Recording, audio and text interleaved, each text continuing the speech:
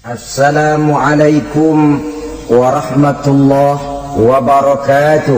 Waalaikumsalam warahmatullahi wabarakatuh. Alhamdulillah wassalatu wassalamu ala sayyidina Rasulillah sayyidina wa maulana Muhammad ibn Abdullah wa ala alihi wa sahbihi wa mawala. La hawla wa la quwwata illa billah, amma ba'du. Bapak-bapak, ibu-ibu, saudara-saudara kaum muslimin rahimakumullah. Rumah tangga bahagia menurut agama kita. Sebagaimana yang sama kita maklum bahwa manusia hidup memerlukan idola, memerlukan figur-figur yang akan dijadikan contoh di dalam kehidupannya. Sifat ini dinamakan hubbut taklid atau kecenderungan untuk meniru, dan nampak lebih menonjol pada kehidupan anak-anak remaja atau para pemuda. Siapa yang menjadi idolanya, siapa yang menjadi sentral figur dalam kehidupannya, itulah yang akan dijadikannya sebagai contoh.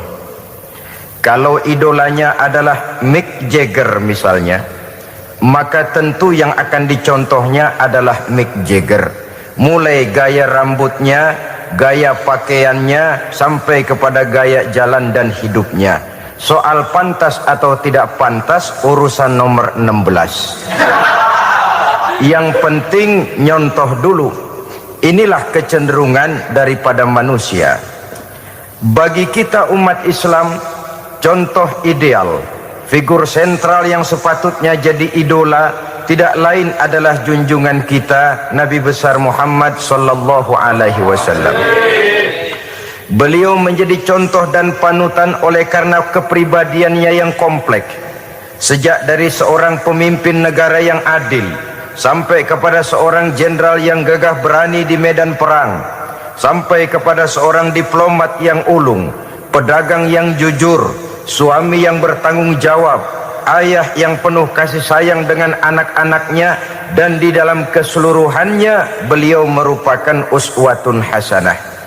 Termasuk dalam membina rumah tangga bahagia, contoh kita tidak lain adalah rumah tangga beliau. Bagaimana sih rumah tangga Nabi kita itu? Beliau berkata dalam dua kalimat yang singkat tapi punya pengertian yang sangat luas dan dalam tentang rumah tangganya. Beliau mengatakan, baiti jannati, rumah tanggaku adalah sorga bagiku. Satu cerminan yang merupakan refleksi dari keadaan yang membawa kebahagiaan. Padahal sepanjang sejarah yang kita baca, rumah beliau kecil saja. Sarapan pagi pun cuma seteguk air zam-zam, sepotong roti, kadang-kadang sebutir kurma. Tidurnya di atas kain kasar yang separuh jadi selimut, separuh jadi alas tidur. Tetapi di tengah kondisi yang semacam itu, beliau sanggup berkata, baiti jannati, rumah tanggaku adalah surga bagiku. Kenapa kita yang hidup di zaman sekarang, di mana fasilitas sesungguhnya serba lebih menunjang untuk berkata semacam itu, malah kita berkata sebaliknya, baiti nari, rumahku adalah laksana neraka bagiku. Padahal kalau dilihat, rumahnya pun kadang-kadang bertingkat, kendaraan serba berkilat, uang banyak berlipat-lipat, istri pun tak kurang cantik memikat, kadang-kadang jumlahnya 4. Tapi tiap hari kiamat tidak ada ketenangan dan ketentraman di rumah tangga. Saudara hadirin kaum muslimin rahimakumullah, mengapa Rasul sampai mengatakan baiti jannati, rumahku adalah laksana surga bagiku? Inilah pokok pembicaraan kita pada pertemuan kali ini. Sebagaimana yang kita maklum bahwa nikah dalam pandangan Islam bukan hanya sekedar untuk memenuhi kebutuhan biologis manusiawi, tidak hanya sekedar untuk memperkembangbiakkan keturunan, dan juga tidak pula untuk memperturutkan hawa nafsu. Lebih daripada sekedar itu, nikah dalam pandangan Islam merupakan ibadah. Oleh karena ibadah, maka seluruh tujuan ibadah, apakah dia bernama solat, apakah dia bernama puasa, zakat, sodako, haji dan lain sebagainya, seluruh daripada tujuan ibadah, target utamanya adalah mardhatillah atau keridhaan daripada Allah Subhanahu wa taala. Kalau nikah itu ibadah, maka sesungguhnya tujuan utama dari pelaksanaan suatu pernikahan tidak lain hanya untuk mencari keridhaan dari Allah Subhanahu wa taala. Bukankah kalau kita tanya tiap orang yang melakukan nikah, kenapa sih kamu nikah dengan dia? Jawabannya bisa macam-macam. Yang umum, karena saya cinta dia. Ada yang berkata, karena saya ingin mendapat ketenangan hidup. Ada yang bilang, karena saya ingin hidup teratur. Ada yang mengakui, karena saya ingin dapat keturunan dan lain sebagainya. Tetapi sesungguhnya menurut ajaran agama, kalau nikah merupakan ibadah, jawaban intinya ialah saya melakukan nikah untuk mencari keridhaan dari Allah Subhanahu wa taala. Ini konsekuensinya kalau nikah merupakan bagian daripada ibadah. Rumah tangga yang didirikan atas dasar mencari keridhaan Allah, maka akan diwarnai oleh nilai-nilai luhur daripada ajaran agama. Tanpa harta orang memang sulit untuk bahagia, tapi harta bukan jaminan orang lalu akan bahagia. Harta pada suatu saat akan berakhir, kecantikan akan berkurang, pangkat dan jabatan akan sampai kepada batasnya. Tetapi agama, keyakinan, nilai-nilai iman, itulah pegangan kita yang kekal dan abadi. Sebab itu dalam surah Ar-Rum ayat ke-21 Allah Subhanahu wa taala menjelaskan, "Wa min ayatihi an khalaqalakum min anfusikum azwajan litaskunu ilaiha wa ja'ala bainakum mawaddatan wa rahmah." Dan di antara tanda-tanda kebesaran Allah, dijadikannya bagimu istri-istrimu dari diri kamu sendiri, litaskunu ilaiha, agar kamu bisa hidup tenang bersamanya, wa ja'ala bainakum mawaddatan wa rahmah, dan dijadikannya di antara kamu rasa cinta dan kasih sayang. Umumnya pernikahan terjadi karena mawaddatan warahmah ini, cinta dan kasih sayang. Atas dua dasar itulah rumah tangga didirikan orang. Atas dasar itulah seorang laki-laki dan seorang perempuan memadu janji untuk membagi suka dan duka dalam hidup ini secara bersama-sama. Namun kalau kita renungi ayat ini, Allah tidak hanya menjadikan cinta, tapi Allah juga menjadikan kasih sayang. Apa bedanya cinta dan kasih sayang? Apa bedanya mawaddatan warahmah ini? Saudara, mawaddah yang artinya cinta, itu sasarannya biasanya adalah jasmani, kecenderungan biologis. Itu akan berakhir. Orang yang mendirikan rumah tangga cuma karena kecenderungan biologis, cuma karena rasa cinta semata-mata, cinta biasanya terkait kepada keindahan. Betul apa benar? Biasanya orang mudah jatuh cinta kepada sesuatu yang punya nilai keindahan. Makanya anak muda jarang yang jatuh cinta sama nenek-nenek.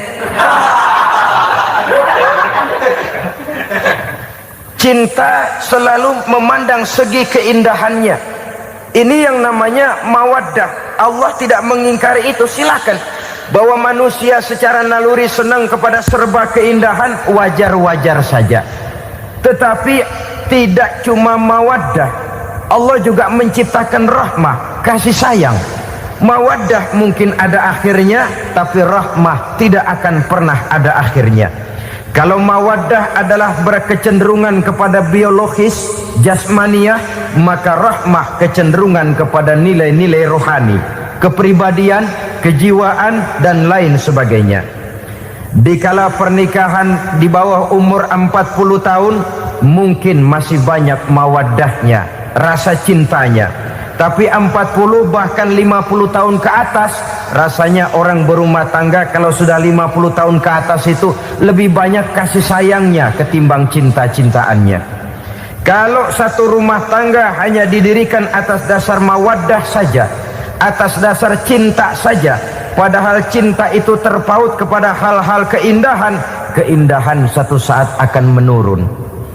Ya, tentu sebagaimana yang kita maklum bersama-sama, belum punya anak memang cantik. Sudah punya anak, kecantikan mulai menurun.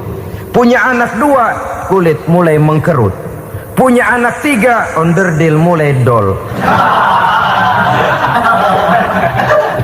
Punya anak 4, apalagi tidak pandai merawat diri, persis dompet tanggung bulan. Kalau rumah tangga didasarkan kepada rupa yang cantik saja, cinta akan bisa berpindah, paling tidak akan berkurang nilainya. Sebab itu Allah tidak hanya menyediakan mawaddah warahmah, dijadikannya di hatimu itu tidak cuma sekedar cinta, tapi juga kasih sayang. Nah, kasih sayang inilah apabila berakar dan berurat dari nilai-nilai keagamaan yang akan menopang jalinan rumah tangga bahagia, mengukuhkan usaha untuk mencapai mardhatillah atau keridhaan daripada Allah Subhanahu wa taala. Dengan demikian, berumah tangga bukan tujuan. Ini kalau kita lihat dari segi agama. Berumah tangga cuma alat untuk mencapai mardhatillah, keridhaan daripada Allah. Seorang suami yang pergi pagi pulang sore peras keringat banting tulang mencari nafkah untuk menghidupi keluarganya, kalau niatnya untuk mardhatillah maka pergi usahanya adalah ibadah. Sementara si suami pergi berusaha, istri di rumah mendoakan suaminya, itu juga merupakan bagian daripada ibadah. Marilah kita biasakan membina satu rumah tangga untuk mencapai keridhaan daripada Allah Subhanahu wa taala. Ini motif dasarnya. Karena itu Rasul Anas bin Malik pernah bercerita, bertahun-tahun saya membantu di rumah tangga Rasul. Selama tahun-tahun yang panjang saya membantu di rumah tangga beliau itu, kata Anas bin Malik, belum pernah kok saya mendengar kata-kata kasar, keras, membentak-bentak.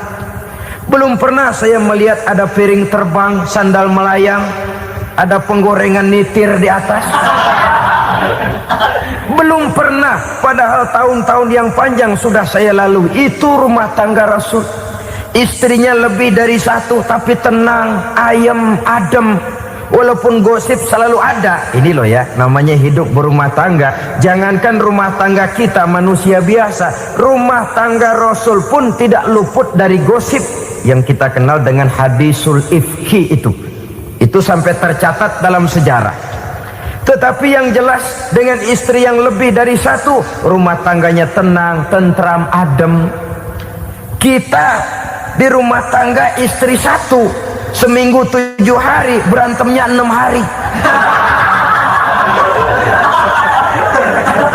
Cuma 1 hari gencatan senjata.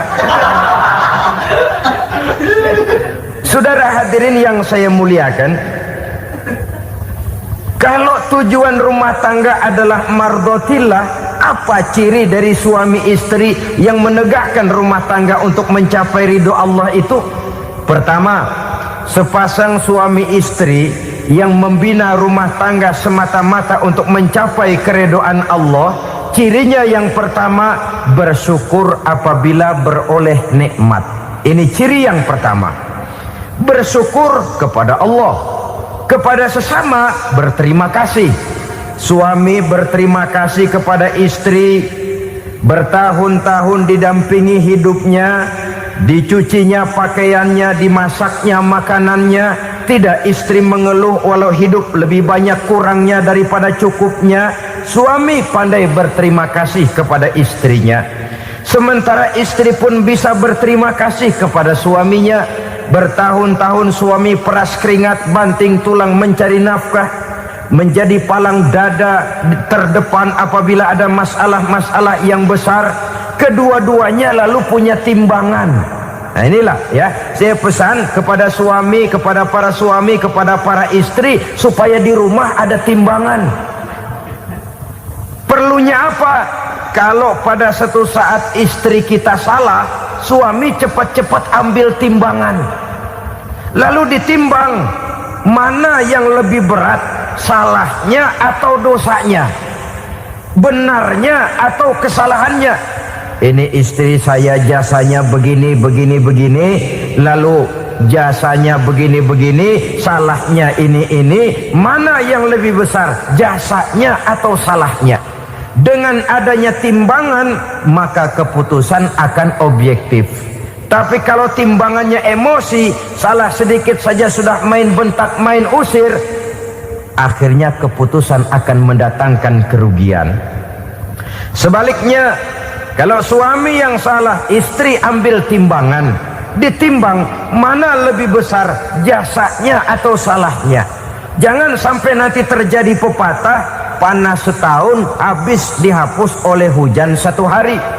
Jasa istri yang puluhan tahun hapus oleh kesalahannya yang sedikit, atau jasa suami yang bertahun-tahun hapus oleh kesalahannya yang sebenarnya tidak seberapa. Akibat apa itu terjadi? Karena tidak adanya timbangan. Dari rasa bersyukur dan dari rasa berterima kasih ini, saudara-saudara, akan timbullah sifat saling menghargai. Suami menghargai istri, istri pun menghargai suami. Istiqomah, dikasih uang 5.000 senyum, dikasih uang 500 senyum. Itu namanya istri yang pandai bersyukur. Kalau tidak, 5.000 nyengir, 500 manyun. Tahu manyun? Kayak bemok nyari setoran, monyong saja. Ada sikap istiqomah di dalam membina kehidupan berumah tangga ini. Lalu mengerti posisi suami, ini termasuk tanda berterima kasih.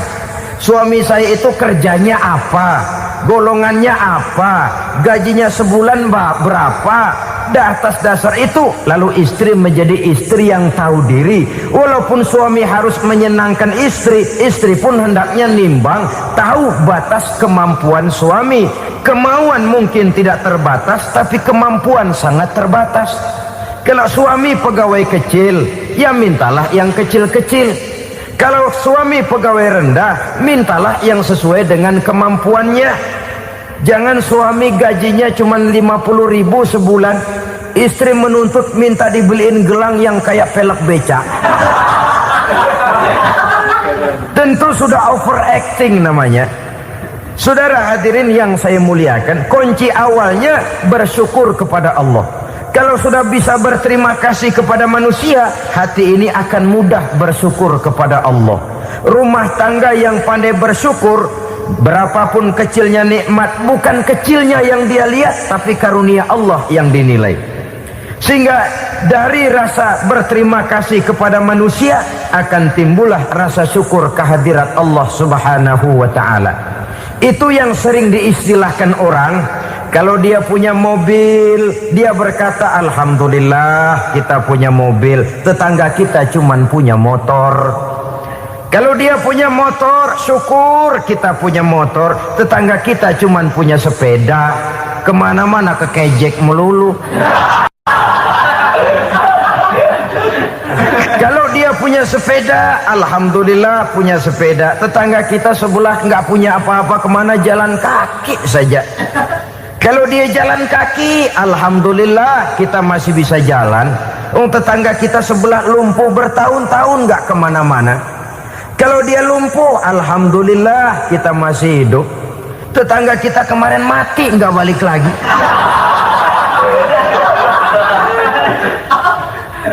Lalu akan timbul rasa syukur. Tapi kalau sudah lumpuh ngelihat yang bisa jalan ngelihat yang menaik sepeda, yang punya sepeda lihat yang punya motor lihat yang punya mobil lihat yang punya pesawat. Kapanlah kita ini pandai bersyukur? Sebab kesenangan seperti pelangi, tidak pernah di atas kepala kita, selalu kelihatannya di atas kepala orang lain. Sehingga kalau ngobrol orang sering bilang, lu sih enak lo gue lihat, gue kebelangsak amat nih ya. Setiap orang ngomong kepada kita begitu nadanya. Kita yang dilihat enak, sementara kita melihat orang lain enak. Tukang tahu melihat tukang tempe enak, tukang tempe melihat tukang tuak enak, tukang tuak bilang tukang sirsak enak. Enak itu seperti pelangi. Namun kalau kita mau merenungi, tidak pernah Allah berhenti memberikan nikmat kepada kita. Sejak kita bangun tidur sampai kita tidur kembali, bahkan tidur itu sendiri, seluruhnya tidak pernah putus dari nikmat Allah. Bahagia ada di gubuk reot, bahagia ada di rumah mewah, bahagia ada di hati kopral, bahagia ada di hati jenderal, di gunung dan di kota, di hutan belantara dan di desa, di keheningan malam atau di keramaian siang. Kalau kita mau mencari, bahagia selalu ada. Tapi hati yang tidak pandai bersyukur, bagaimanapun banyak kebahagiaan yang meliputi hidupnya, dia tidak akan pernah pandai mensyukurinya. Maka berterima kasihlah kepada istri, berterima kasihlah kepada suami, bersyukurlah kehadirat Allah Subhanahu wa ta'ala. Saya sering mengatakan, sebaliknya seorang suami bagaimanapun kondisi istrinya, kalau itu memang jodohnya, beranilah berkata, istriku adalah Romeoku, istriku adalah Julietku, atau istriku adalah Sri Kandiku. Biarin pengkor ya pengkor, gak ada urusan. Mensyukuri. Kalau tidak mensyukuri, yang timbul lalu sesalan. Kalau sudah sesalan, mudah umpat mengumpat, caci mencaci dalam rumah tangga, lalu terjadilah kegaduhan. Ketenangan sulit kalau sudah tidak ada unsur saling menghargai itu. Lebih celaka lagi kalau sudah mengarah kepada penyesalan. Kata istrinya, bang gue nyesel kawin sama lu. Suami digituin mungkin gede kepalanya. Kalau lu nyesel apalagi gua, makin nyesel. Iya, coba pikir bertahun-tahun kita berumah tangga, memangnya abang bisa beliin apa sama saya? Itu juga gerobok kalau nggak ngeridit bang. Kalau nggak ngeridit, memangnya kamu bayar kreditan pakai daun pisang? Saudara hadirin yang saya hormati, ini saya tekankan kepada ibu-ibu karena penyakit perempuan umumnya. Pernah Rasul itu pulang Isra Mi'raj cerita, saya pulang Isra Mi'raj diperlihatkan neraka. Neraka ya Rasul? Lalu bagaimana? Saya lihat kok isinya kebanyakan perempuan. Perempuan. Laki juga tidak sedikit. Cuma kebanyakan kok perempuan. Apa perempuan tidak sholat ya Rasul? Sholat. Tidak puasa? Puasa. Tidak ngaji? Rajinan dia sama suaminya. Tapi kenapa lebih banyak di sana? Rasul berkata, hunna yakfurnal ashir. Penyakit umum dari perempuan tidak pandai berterima kasih kepada suaminya. Ini rupanya penyakit umum dari tahun atu. Saudara hadirin yang saya muliakan, jadi rumah tangga yang didirikan atas dasar mencapai ridho Allah, maka kelihatan dari pasangan suami istri menjadi orang yang pandai bersyukur terhadap nikmat. Bukankah dalam surah Ibrahim ayat 7 Allah berjanji, la in syakartum la azidannakum wa la in kafartum inna azabi lasyadid. Kalau kamu pandai bersyukur, aku tambah nikmatku. Kalau kamu ingkar, tidak mau bersyukur, azabku itu hebat dan pedih. Rumah tangga yang suami istrinya tidak bersyukur disiksa oleh perasaannya sendiri. Tetangganya dapat nikmat, dia yang meriang. Tetangganya dapat kesenangan, dia yang sakit hati. Dia tidak melihat nikmat yang diberikan kepadanya. Nikmat yang orang lain punya aja yang diincar. Nikmat orang lain aja dihitung-hitung. Tangga kita, saya baru habis beli yang sebelah belilir habis beli kukusan. Cuma sekedar kukusan saja. Orang lain beli apa-apa jadi bahan diskusi di rumahnya. Orang lain saja yang diusut. Timbul dendam kesumatnya, timbul hasutnya. Dia tidak bersyukur dengan nikmat yang ada dalam rumah tangganya. isi rumah tangga semacam itu disiksa oleh perasaan hasutnya sendiri. Jauh dari kebahagiaan, kering hatinya, miskin jiwanya, merana batinnya. Kalau sudah ke sana, jauhlah rumah tangga dari pantulan sinar kebahagiaan. Saudara-saudara, kita lihat rumah tangga Rasul. Dari rumah yang kecil, dari tempat tidur yang syaratnya kain kasar, separuh jadi selimut lagi, keluar ucapan baiti jannati. Kenapa?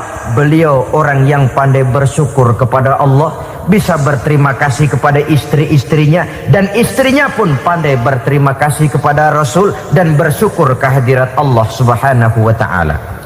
Maka nikmat lalu bertambah. Makin kita syukuri nikmat, makin tambah itu. La azidannakum, janji Allah, pasti aku tambah nikmatku kepadamu jikalau kamu pandai mensyukurinya. Tapi kalau kamu ingkar, tidak pandai bersyukur, awas, nikmat bisa berubah menjadi azab kalau kita tidak pandai-pandai mensyukurinya. Jadi cirinya yang pertama, rumah tangga bahagia itu apabila suami istri pandai bersyukur terhadap nikmat yang diberikan oleh Allah Subhanahu wa ta'ala. Satu. Cirinya yang kedua, rumah tangga yang berdasarkan untuk mardotillah, mencapai keredoan Allah, sabar apabila mendapat cobaan. Namanya orang berumah tangga itu persis berlayar di lautan. Suami istri adalah dua orang yang memegang kemudi. Kalau berlayar ombak tenang, angin bertiup sepoi-sepoi basah, lalu bila malam datang bulan bersinar, bintang gemintang gemerlapan, berlayar memang nikmat.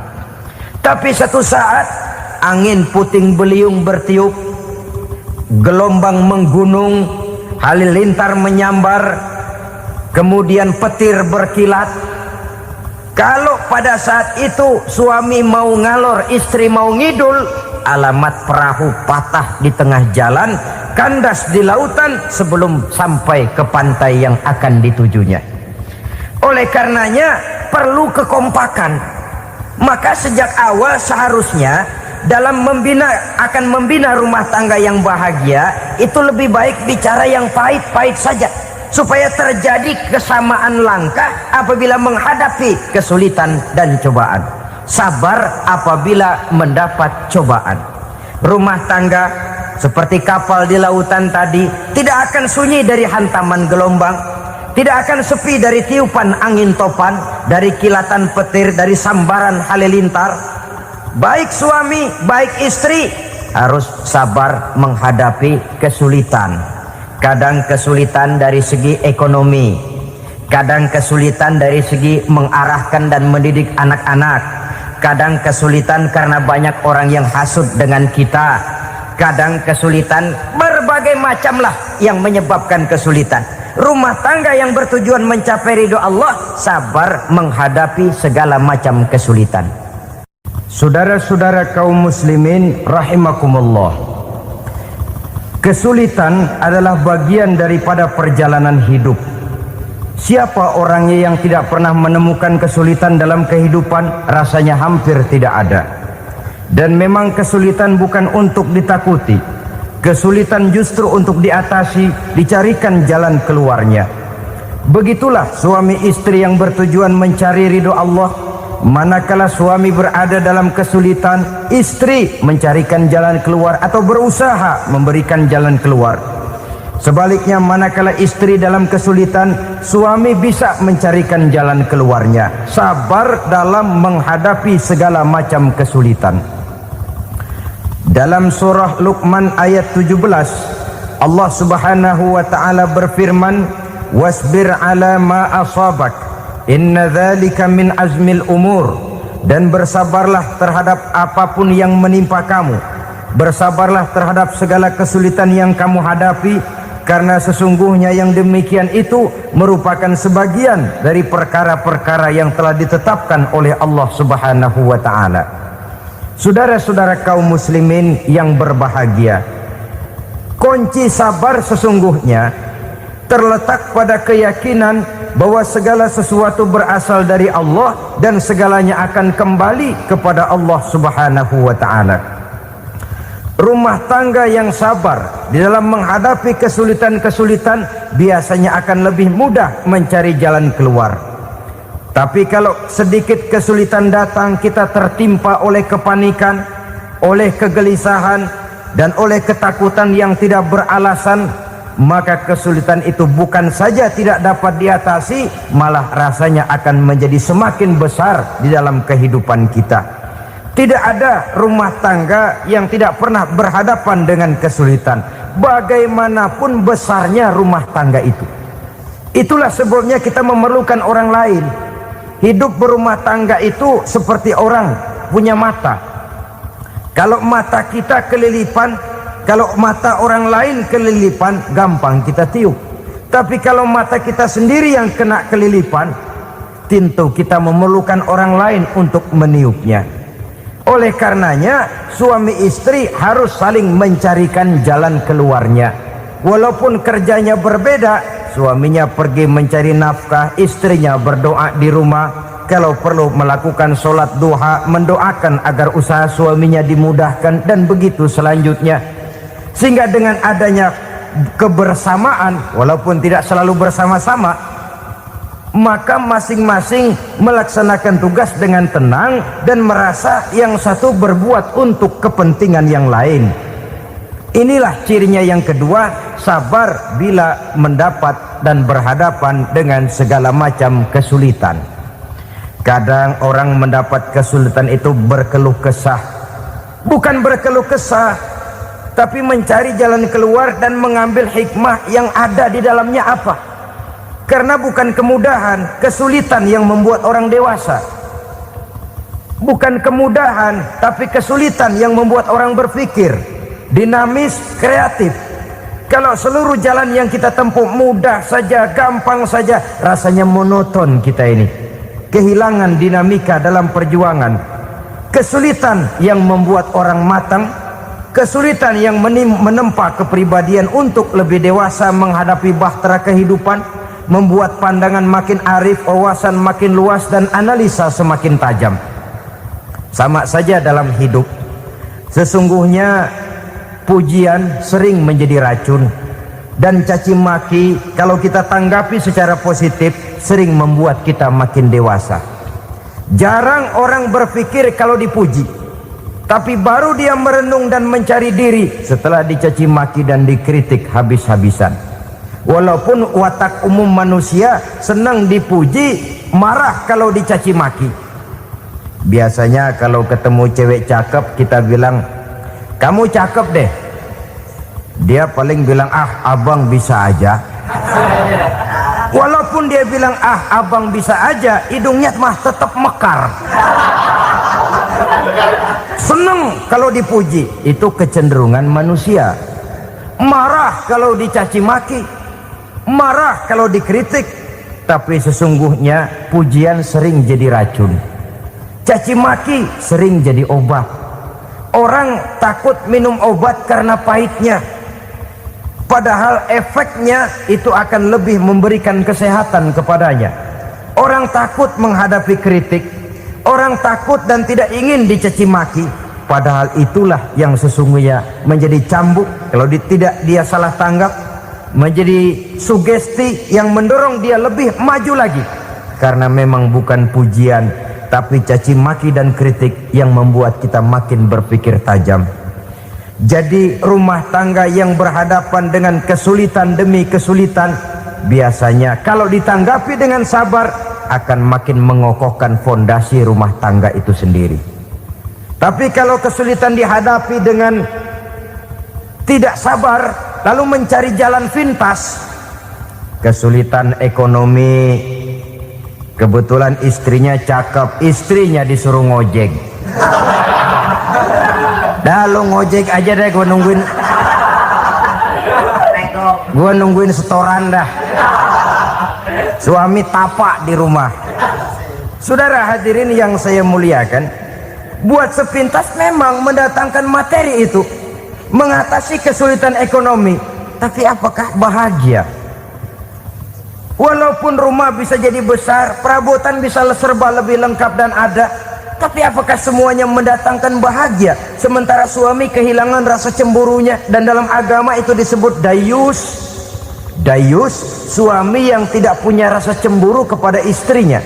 Dan orang dayus kayak begitu, haram mendapat bau surga. Bau surga saja tidak dapat, apalagi masuk ke dalamnya. Ya tapi juga jangan lantas mentang-mentang harus cemburu sama istri, overacting. Suaminya nawar sayuran, laki pulang ngomel, lu pacaran ya sama tukang sayur. Itu juga over, saudara-saudara. Kesulitan ekonomi diatasi dengan sabar. Sabar dalam arti berusaha dengan tidak mengambil jalan pintas, berusaha tetap berada di jalan yang diridhoi oleh Allah. Ini yang jadi problema ini rumah tangga sekarang ini, kesulitan ekonomi, di mana lapangan kerja sulit, di mana persaingan hidup tajam, sedangkan kita hidup ingin seperti orang lain. Kita mudah gelap mata, mudah picik pandangan, mudah sulit pertimbangan, lalu mengambil jalan pintas. Kadang menjual akidah, menjual keimanan. Kebetulan penderingan kering, ada yang nawarin beras 3 liter sama supermi 2 bungkus. Hari Minggu diajak ke gereja mau. Itu iman kena beras 3 liter telap. Kesulitan ekonomi, saudara-saudara, sehingga Imam Ali pernah berkata, kadal fakru ayyakuna kufran. Kemiskinan memang mudah membawa orang kepada kekafiran, kepada perbuatan-perbuatan yang bisa mengundang kekafiran. Oleh karena itu dalam tamsil lain beliau berkata, kalau ada ular dan ada kemiskinan, kemiskinan yang saya getok lebih dulu, kemiskinan yang saya bunuh lebih dahulu, karena kemiskinan mudah membawa orang kepada kekufuran. Bagaimanapun sulitnya ekonomi yang dihadapi dalam rumah tangga, percayalah satu saat jalan keluarnya mesti ada. Mesti ada. Jangan sampai mengambil jalan pintas yang membuat kita keluar dari jalan yang ditinjau dari segi kemasyarakatan pun mendatangkan aib, ditinjau dari kehormatan berkeluarga pun mendatangkan nista, ditinjau dari segi ekonomi pun barangkali tidak akan mendatangkan kelimpahan materi. Jalan pintas pada umumnya, saudara-saudara, hanya memberikan kenikmatan yang sekejap. Dan apalah itu artinya kalau harus mengorbankan kesenangan yang abadi dan kekal. Kadang-kadang mengorbankan anaknya sendiri, anaknya dikomersilkan. Pokoknya siapa yang nyamper lu berangkat aja dah. Asal pulang neng-teng pisang sama jeruk sebongsang, orang tua udah anteng aja udah. Saudara hadirin yang saya muliakan, setiap kita selalu berhadapan dengan kesulitan. Karena itu rumah tangga yang bertujuan mencapai mardhatillah, mereka sabar dalam menghadapi kesulitan. Tidak ada beras, puasa saja, puasa sunnah. Puasa sunnah, lapar tapi ada pahalanya, daripada tidak puasa lalu ngegerundel. Brengsek Tuhan, gue sembahyang melulu lapar juga. Sudah lapar tidak berpahala. Bukankah Rasulullah sendiri kalau pulang ke rumah Aisyah lalu berkata, ya Humairah, ada makanan hari ini? Ada makanan yang enggak ada bang. Alhamdulillah kalau begitu saya puasa. Pulang dari mana-mana perut lapar, mau makan tidak ada makanan, bukan marah, bukan ngamuk, puasa. Maka boleh puasa sunnah, niatnya udah siang, jam 10, jam 11, asal dari pagi belum makan apa-apa. Niatnya jam 10, sah, dengan catatan dari pagi belum makan apa-apa. Jangan sudah sepiring setengah baru niat, itu lain. Itu ngojek namanya itu. Pengertian dalam kesulitan. Satu malam beliau pulang dari masjid agak larut. Habis ngajar banyak yang bertanya, ketuk pintu, assalamualaikum. Assalamualaikum. 3 kali beliau memberi salam, tidak ada jawaban, tidak dibukakan pintu. Rupanya istri beliau lelah bekerja di waktu siang, tidurnya pules benar. Marahkah Rasul? Tidak. Beliau gelar sorban, tidur di depan pintu. Asraful anbiya wal mursalin ini, Rasul termulia ini, karena menghargai istrinya, tidur di depan pintu. Sampai Aisyah bangun sepertiga malam, terkejut buka pintu, suaminya ada di depan pintu. Beliau bangunkan. Ketika dibangunkan, Rasul lebih dulu berkata, maaf sayang, saya pulang terlambat. Sudah nggak dibukain pintu, tidur di depan, dibangunin, beliau duluan yang minta maaf. Pengertian. Kalau emosi, memang nggak dibukain pintu, tidur di depan. Begitu dibukain, yang enak kita tunjuk jidatnya.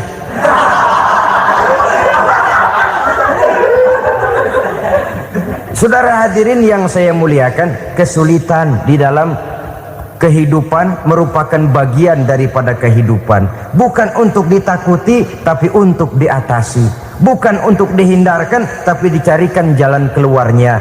Hadapilah kesulitan dengan baik sangka kepada Allah, dengan lapang dada, dan dengan tetap bersabar menghadapinya. Kenapa? Karena tujuan kita mendirikan rumah tangga, mencapai ridho Allah. Kalau anak kita perjualbelikan, kalau istri kita komersilkan, kalau akidah kita jual untuk mempertahankan rumah tangga, bukankah makin jauh saja rumah tangga itu dari ridho Allah? Ini tujuan utamanya. Yang ketiga, rumah tangga yang bertujuan mardotillah itu, suami istri yang merupakan fondasi di rumah tangga, suami sebagai pemimpin, istri sebagai pembina, selalu musyawarah dalam menyelesaikan persoalan. Walaupun istri ditakdirkan sebagai pemimpin dan suami sebagai pemimpin dan istri yang dipimpin, tapi agama menganjurkan musyawarah. Jangan mentang-mentang istri nyari duit, suami nyari duit, lalu menteleng. Segalanya mau diktator, segalanya mau sendiri. Rumah tangga yang bertujuan mencapai ridho Allah selalu didirikan atas dasar musyawarah. Sehingga apabila sesuatu itu dihasilkan dari suasana musyawarah, tidak akan melahirkan penyesalan di belakang hari. Kalau tidak berjalan menurut seleranya masing-masing, belakangan timbul penyesalan, akhirnya main salah menyalahkan. Kalau sudah saling salah menyalahkan, itu artinya sudah saling mengungkit kekurangan masing-masing. Akibatnya tidak ada lagi saling menghargai. Jadi dengan demikian musyawarah di dalam menyelesaikan persoalan. Menghadapi kesulitan ekonomi, musyawarah. Menghadapi kenakalan anak, musyawarah. Akan membeli ini dan itu, sebaiknya juga musyawarah. Kalau merupakan hasil musyawarah, maka saudara-saudara hasilnya pun akan dihadapi oleh bersama. Enak rasakan bersama, tidak enak rasakan bersama. Kenapa? Tadinya musyawarahnya bersama-sama juga. Lah kalau hasil sendirian, giliran enak mungkin yang satu mau ikut, giliran tidak enak yang satu nuding, gua kata juga apa. Kan begitu akibatnya kalau tidak berdasarkan musyawarah lebih dahulu. Maka insya Allah hasil musyawarah ini setidaknya tidak akan mendatangkan sesalan di belakang hari nantinya. Saudara-saudara kaum muslimin rahimakumullah, ciri yang keempat, sepasang suami istri yang bertujuan mencapai ridho Allah dalam upaya mencapai rumah tangga bahagia itu tawakal apabila mempunyai rencana. Tawakal berserah diri kepada Allah. Bukan berserah diri dalam artian mutlak yang mengarah kepada fatalism atau predestination. Kita sering mengartikan tawakal secara salah. Belum apa-apa sudah menyerahkan diri kepada Allah. Emang semuanya terjadi menurut maunya Allah dah. Gak usah ngapa-ngapain, bagaimana Tuhan aja dah. Lapar juga nggak usah makan, kalau takdirnya kenyang pan kenyang. Ya udah lapar terus kita. Makan dulu perkara nanti kenyang apa tidak, itu baru tawakal. Kalau sakit ke dokter, soal sembuh atau tidak baru tawakal. Artinya usaha itu ada. Setelah suami berusaha, istri berusaha, selebihnya tawakal. Apa perlunya tawakal? Apabila berhasil tidak lupa daratan, apabila berhasil tidak lupa diri, apabila gagal tidak putus asa. Sehingga dengan demikian dari tawakal ini lahirlah pondasi yang kokoh membina rumah tangga yang bahagia dalam upaya mencapai keridhaan daripada Allah Subhanahu wa taala. Apapun yang kita laksanakan di rumah tangga, tujuan intinya tetap untuk mencapai keridhaan Allah. Beli kendaraan untuk mencapai ridho Allah, lalu dipakai ngaji, dipakai ke masjid dan sebagainya. Beli peralatan rumah tangga untuk mencapai ridho Allah, mendidik anak untuk mencapai ridho Allah, membantu keluarga untuk mencapai ridho Allah, dan begitu selanjutnya. Tawakal apabila mempunyai rencana. Kemudian cirinya yang kelima, suami istri yang bertujuan mencapai ridho Allah selalu mempererat silaturahmi.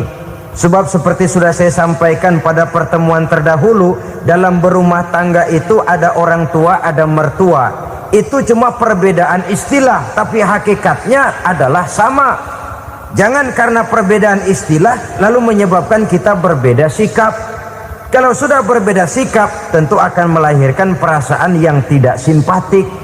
Sebaiknya suami istri kalau sudah berumah tangga, jadikanlah orang tua tempat cerita yang enak saja. Yang tidak enak telan berdua, yang pahit rasakan berdua, kesusahan dan kesulitan atasi berdua. Giliran enak ngomong sama orang tua, giliran senang cerita sama mertua. Sekarang kan kita balik, kalau lagi senang duitnya banyak, anteng di rumah, kalem aja. Tapi lalu waktu susah, waktu susah, cerita kepada orang tuanya, cerita kepada mertuanya. Lalu kapan kita mau menyenangkan orang tua? Sudahlah mereka susah mendidik kita di waktu kecil, membesarkan kita, melakukan segala macam pengorbanan. Demi setelah kita berumah tangga, kesulitan rumah tangga kita tumpahkan juga kepada mereka.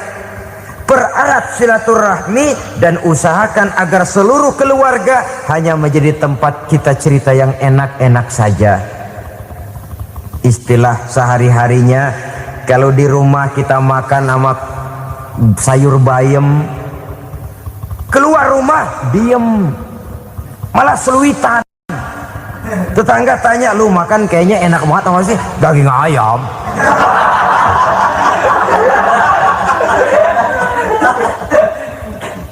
Lalu tetangga kan akan berbisik, itu makannya tuh orang enak bener ya, rumah tangganya tiap hari makan sama daging ayam.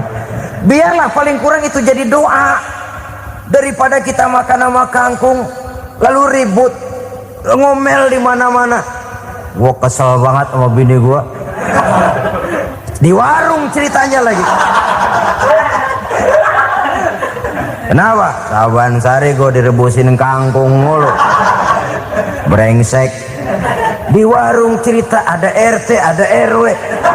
Gara-gara makan sama kangkung se-RT tahu. Akhirnya mungkin kalau kita berangkat orang hitung dari jauhan, lihat kangkung liwat.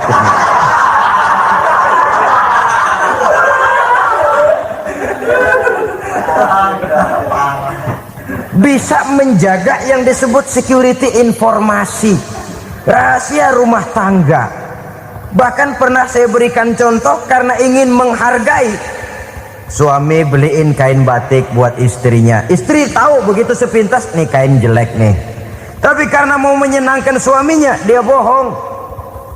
Bagaimana bu kain yang bapak beliin? Aduh bagus bener pak, bagus sekali itu kain. Warnanya pak emang yang model begitu tuh. Tetangga kita mana ada yang pakai kain begitu pak? Ya emang nggak ada, jelek. Menghargai. Sebab kalau waktu itu si istri jujur, yang timbul sakit hati suami. Bagaimana bu kain yang saya beliin? Goblok lo. Kain begitu dibeliin di pasar juga banyak 1.400, campur odol lagi. Sudahlah suami punya niat baik, sampai rumah digoblok-goblokin, tidak ada lagi rasa saling menghargainya. Begitu pentingnya mempererat silaturahmi ini, sampai Nabi berpesan, isnani la yanzurullahu ilaihima yaumal qiyamah qati'ur rahim wa jarus su'. Ada dua golongan manusia yang di akhirat nanti tidak akan dilihat oleh Allah, tidak akan diopeni oleh Allah, didiemin aja. Siapa mereka? Pertama, orang yang suka memutuskan silaturahmi. Yang kedua, tetangga yang jahat dengan tetangganya.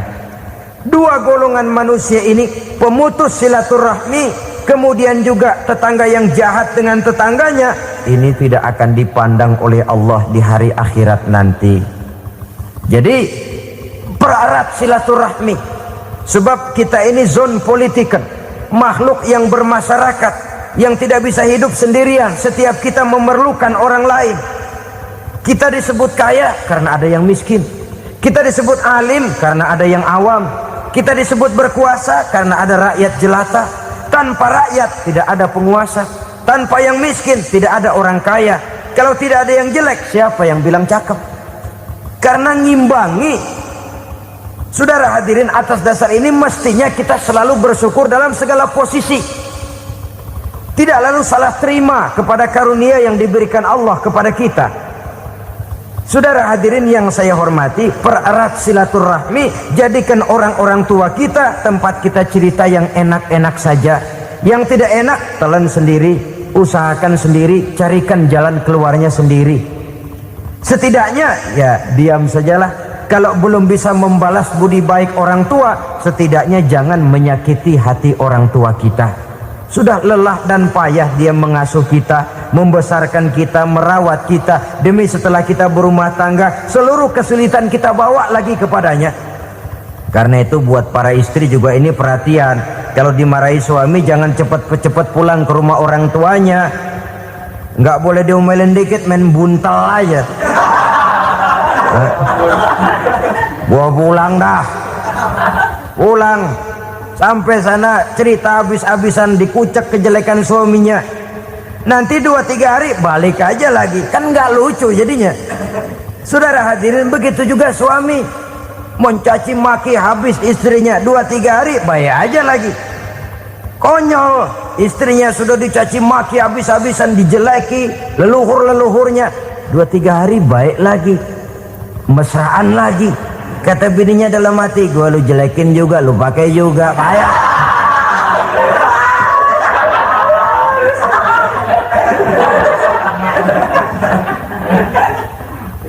Saudara hadirin yang saya muliakan, itulah sebabnya pada awal tadi saya katakan perlunya kita mempunyai timbangan baik sebagai suami maupun sebagai istri. Nah, dari mempererat silaturahmi ini akan terjalin rasa kekeluargaan.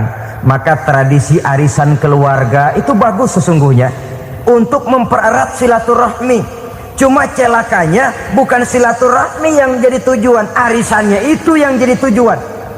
Akibatnya apa? Kalau belum narik mah semangat banget datang dah. Begitu udah narik aja udahan.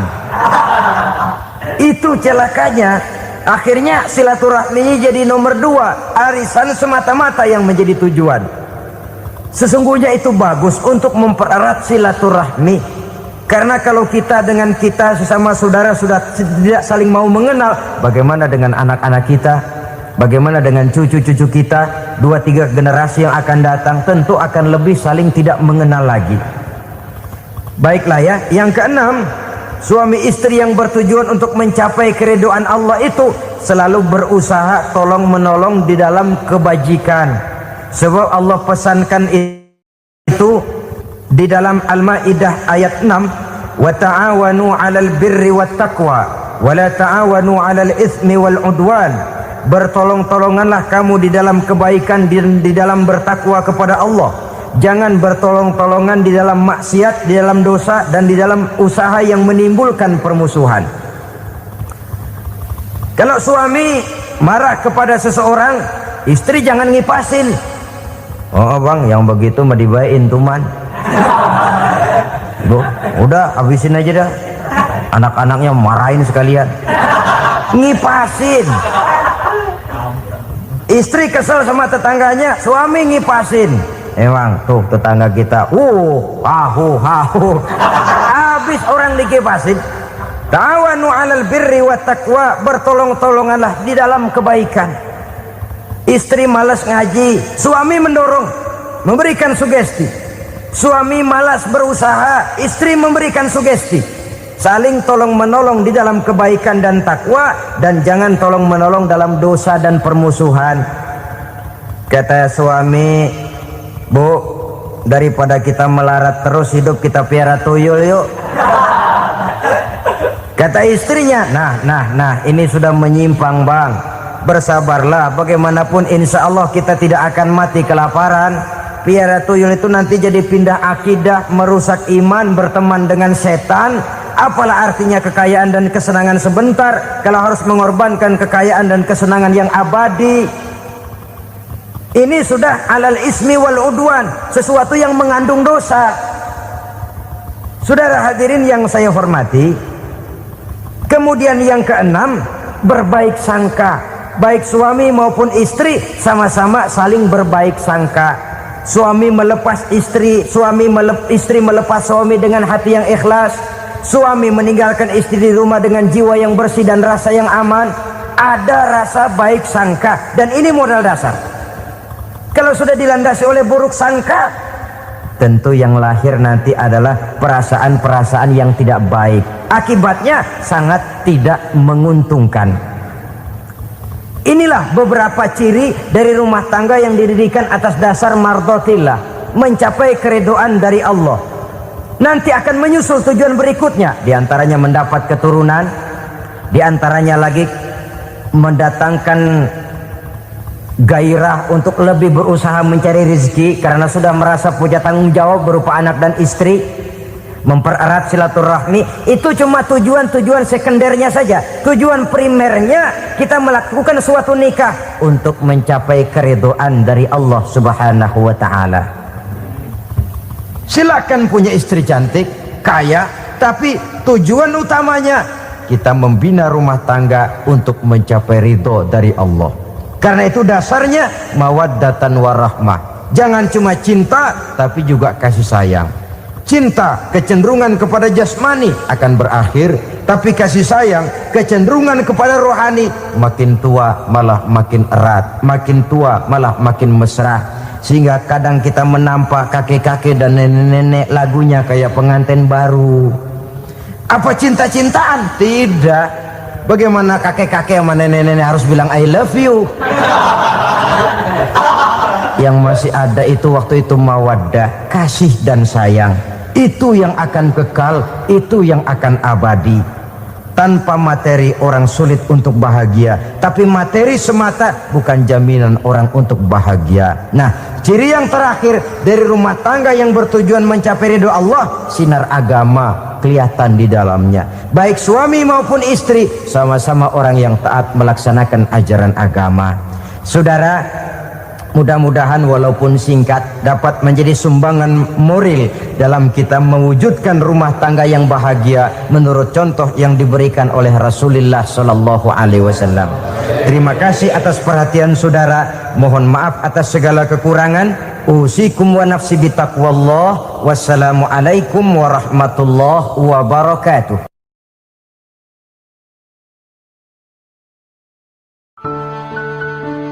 Assalamualaikum warahmatullahi wabarakatuh. Bismillahirrahmanirrahim. Alhamdulillahi rabbil alamin. Wassalatu wassalamu ala ashrafil anbiya'i wal mursalin wa ala alihi wa sahbihi ajma'in, amma ba'du. Saudara-saudara kaum muslimin rahimakumullah, salah satu dari misi Islam ialah mengangkat harkat dan martabat manusia yang sebelumnya dibedakan oleh warna kulit, oleh suku bangsa dan bahasa. Seluruhnya diikat dengan satu akidah, menghilangkan perbedaan akibat warna kulit, suku bangsa, dan bahasa. Termasuk dalam upaya itu betapa Islam telah mengangkat harkat dan martabat kaum wanita. Maka pada pertemuan kali ini kita akan membicarakan tentang peranan wanita sepanjang pandangan agama. Sebelum Islam datang, nasib perempuan nyaris hanya berputar di segitiga saja. Dapur, sumur, kasur. Kasur, sumur, dapur. Seolah-olah wanita terpaut dengan 3 itu tadi. Seolah-olah wanita tidak bisa berbuat lebih banyak daripada itu. Bahkan di tengah masyarakat jahiliyah, bayi perempuan mendatangkan aib sehingga mereka lalu dikubur hidup-hidup. Maka datang Islam dengan tegas mencanangkan satu revolusi yang mengangkat harkat dan martabat kaum wanita. Nabi bersabda, "An-nisa'u imadul bilad, iza saluhat saluhal bilad, wa iza fasadat fasadal bilad." Wanita adalah tiang negara. Jikalau baik wanita, baiklah negara. Jikalau rusak wanita, hancurlah negara. Dalam berbagai ayat Al-Quranul Karim menjelaskan tentang wanita dan peranannya. Al-Quran bercerita tentang Siti Hawa. Al-Quran bercerita tentang anak perempuan Nabi Adam, Iklimah dan Labuda, yang menyebabkan Habil dan Qabil saling berbunuh-bunuhan. Al-Quran menceritakan bagaimana ibunya Nabi Musa mendapat wahyu untuk menghanyutkan anaknya di hilir sungai Nil. Al-Quran bercerita tentang Siti Maryam, ibu daripada Nabi Isa. Al-Quran bercerita tentang 2 putri Nabi Yusuf, yang akhirnya salah satunya menjadi istri daripada Nabi Musa. Pun Al-Quran bercerita tentang Ratu Balkis, seorang wanita yang menjadi penguasa di negeri Sabah, yang demikian besar pengaruhnya dan wawasannya. Dan banyak lagi Al-Quran menceritakan keadaan kaum wanita, sampai-sampai dalam Al-Quran ada satu surah yang dinamakan surah An-Nisa. Ini seluruhnya berarti bahwa Al-Quran telah menempatkan kaum wanita dalam satu posisi yang mulia dan terpuji. Al-Quran memberikan emansipasi, bahwa wanita berhak mengejar kemajuan sebagaimana halnya kaum laki-laki. Tetapi sungguh pun demikian, Al-Quran tetap memberikan batasan-batasan sepanjang emansipasi itu tidak bertentangan dengan kodrat kewanitaan itu sendiri. Kalau persamaan dan kemajuan, kalau emansipasi dan hak asasi sudah tidak sesuai lagi dengan kodrat kewanitaan, pada akhirnya bukan mengangkat harkat dan martabat kaum wanita, justru malah merendahkan derajat dan martabat kaum wanita itu sendiri.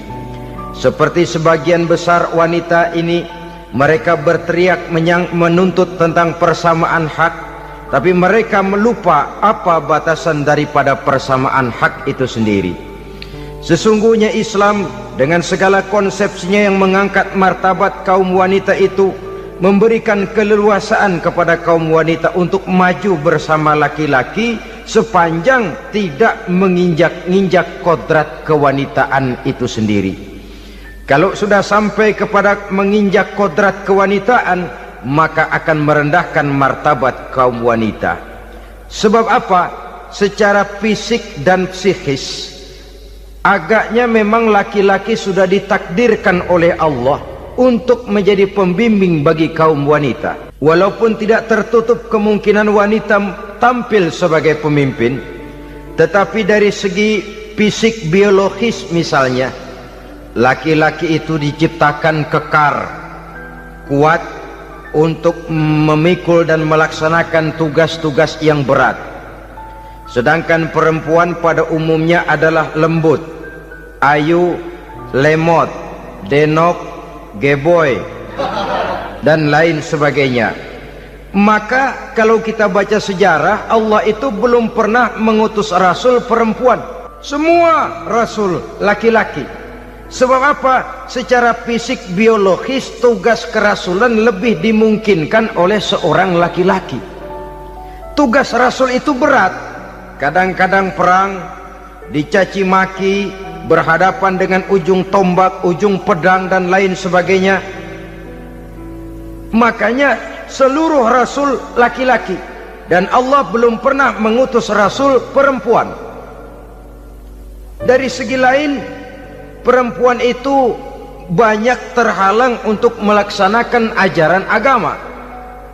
Misalnya 1 minggu dalam sebulan perempuan itu terkena cuti khusus, mengalami masa menstruasi, tidak sholat, tidak puasa, tidak melaksanakan ajaran agama yang tidak dibolehkan pada saat menstruasi itu. Kalau ada rasul perempuan, lalu saat malaikat akan menyampaikan wahyu, kebetulan rasulnya sedang wah, itu bisa balik lagi malaikat Jibril ke langit itu. Mau turun nyampein wahyu, balik lagi ke atas, ditegur, kenapa balik lagi Jibril? Rasulnya lagi head.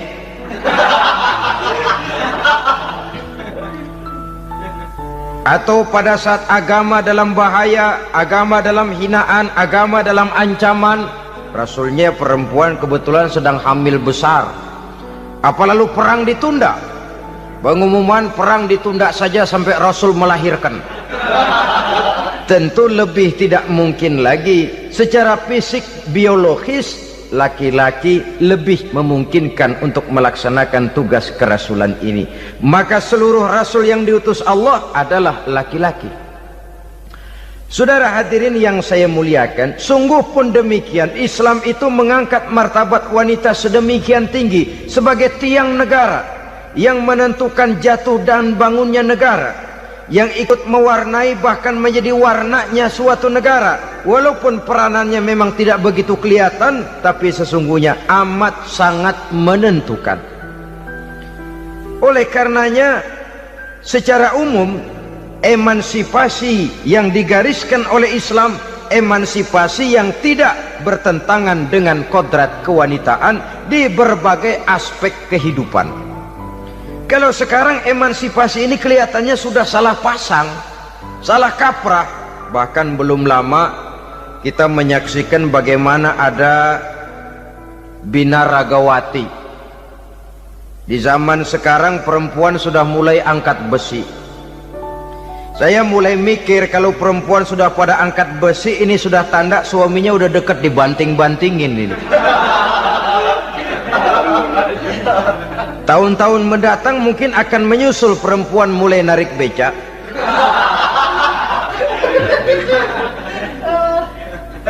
Nampaknya kan sudah tidak lagi mengindahkan kodratnya sebagai wanita.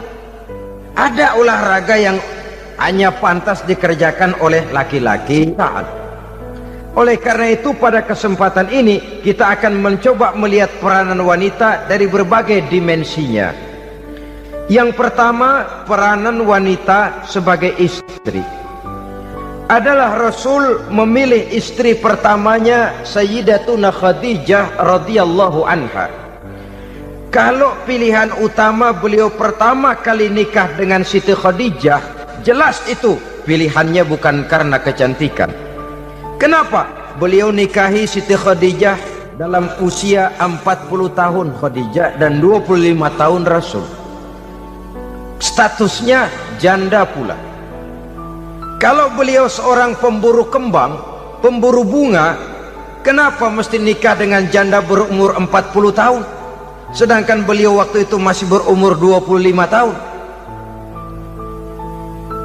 Apa sasaran utamanya? Bisa kita lihat nanti. Setelah beliau diangkat menjadi Rasul, ternyata Khadijah lebih daripada seorang istri. Beliau masuk ke dalam staf Nabi. Orang lain beliau belum beriman, beliau malah beriman lebih dahulu sebagai perempuan pertama yang masuk Islam. Orang lain memusuhi Nabi, beliau malah mengorbankan hartanya untuk membantu perjuangan Nabi. istri setia semacam ini dengan peranannya sebagai istri yang sedemikian rupa memberikan andil yang sangat besar bagi kesuksesan dan keberhasilan seorang suami. Sebaliknya, seorang istri bisa mempengaruhi suaminya. Seorang suami yang jujur, polos, lugu, sederhana bisa jadi koruptor ulung kalau didorong-dorong oleh istrinya. Seorang istri Pak Lurah memang tidak ikut mengatur kelurahan, tapi dia bisa mewarnai suaminya. Seorang istri gubernur memang tidak ikut mengatur provinsi, tapi dia bisa mewarnai suaminya. Sepanjang warnanya positif, tentu sangat baik dan sangat diharapkan. Tetapi kalau warnanya negatif, kiamatlah akibatnya umat ini. Oleh sebab itu, peran pertama dari kaum wanita sesungguhnya adalah sebagai istri yang mendampingi suami untuk mengolah dan melaksanakan tugas-tugas besar. Dari seorang yang paling kecil sampai kepada seorang yang punya jabatan paling tinggi sekalipun, pengaruh dan peranan istri memang sangat menentukan. Saudara hadirin kaum muslimin rahimakumullah, itulah sebabnya Nabi menikah dengan Siti Khadijah. Dan lebih dari itu, sebelum menikah dengan Nabi, Siti Khadijah itu sudah terkenal sebagai pengusaha wanita, business girl kalau bahasa sekarang ini.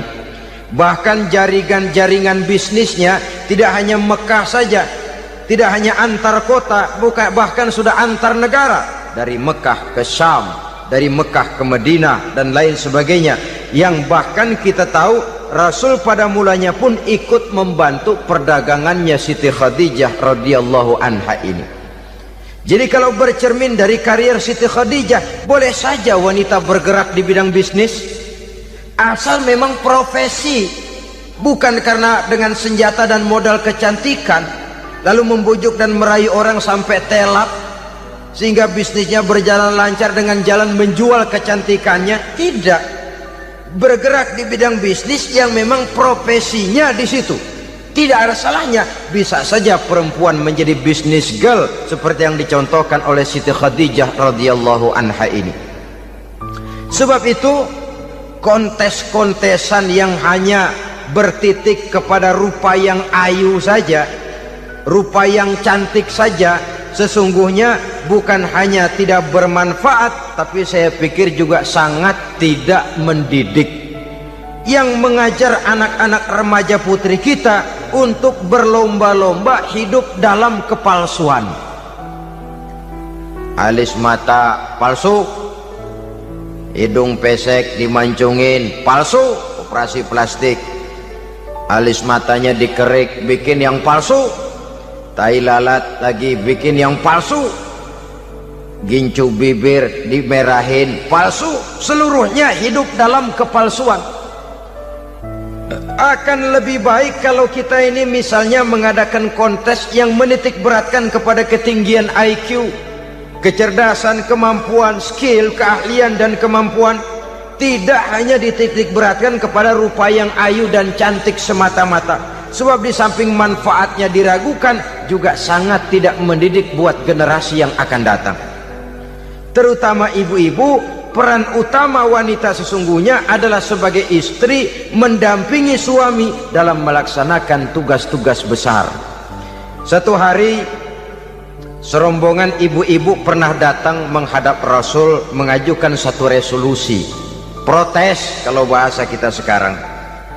Ya Rasul, ada apa bu? Kalau laki-laki sih enak. Enak bagaimana? Iya, kalau orang laki-laki sholat, perempuan sholat. Laki-laki puasa, perempuan puasa. Laki-laki pergi haji, perempuan pergi haji. Laki-laki menuntut ilmu, perempuan bisa menuntut ilmu. Tapi kalau laki-laki pergi jihad, perang membela agama, kami perempuan tidak bisa ikut jihad perang di medan pertempuran. Padahal pahala jihad sangat besar dan kami ingin mendapat pahala jihad. Tidak adil kalau begini ya Rasul, izinkan kami pergi jihad. Ini perempuan di zaman Rasul, kalau ada kebaikan tidak bisa ikut, rasanya rugi bukan main, lalu protes. Apa jawab Rasul? Beliau senyum. Ibu-ibu jangan khawatir, walaupun ibu-ibu tidak maju ke medan perang, ada ibadah yang pahalanya sama dengan pahala jihad itu. Apa ya Rasul? Beliau menjawab, jihadukunna fi baitikunna. Jihadnya ibu-ibu, jihadnya kaum wanita adalah di rumah tangganya sebagai istri. Memasak makanan suaminya, mencuci pakaian istrinya, mengasuh, merawat dan membesarkan anak-anaknya, itu seluruhnya bagian daripada ibadah yang pahalanya tidak kurang dengan pahala jihad. Kenapa? Al-Quran itu memberikan sesuatu sesuai dengan kedudukannya. Kalau perempuan pergi perang jihad membela agama, musuhnya laki semua, kayak apa perangnya? Itu musuhnya bisa nggak mau pakai pedang, perangnya udah gulat aja udah. Sehingga Rasul lalu memberikan satu jalan keluar yang membuat wanita-wanita itu lega. Jihadukunna fi baitikunna. Ibu-ibu sih tidak usah khawatir, jihad ibu adalah di rumah tangga ibu-ibu semua.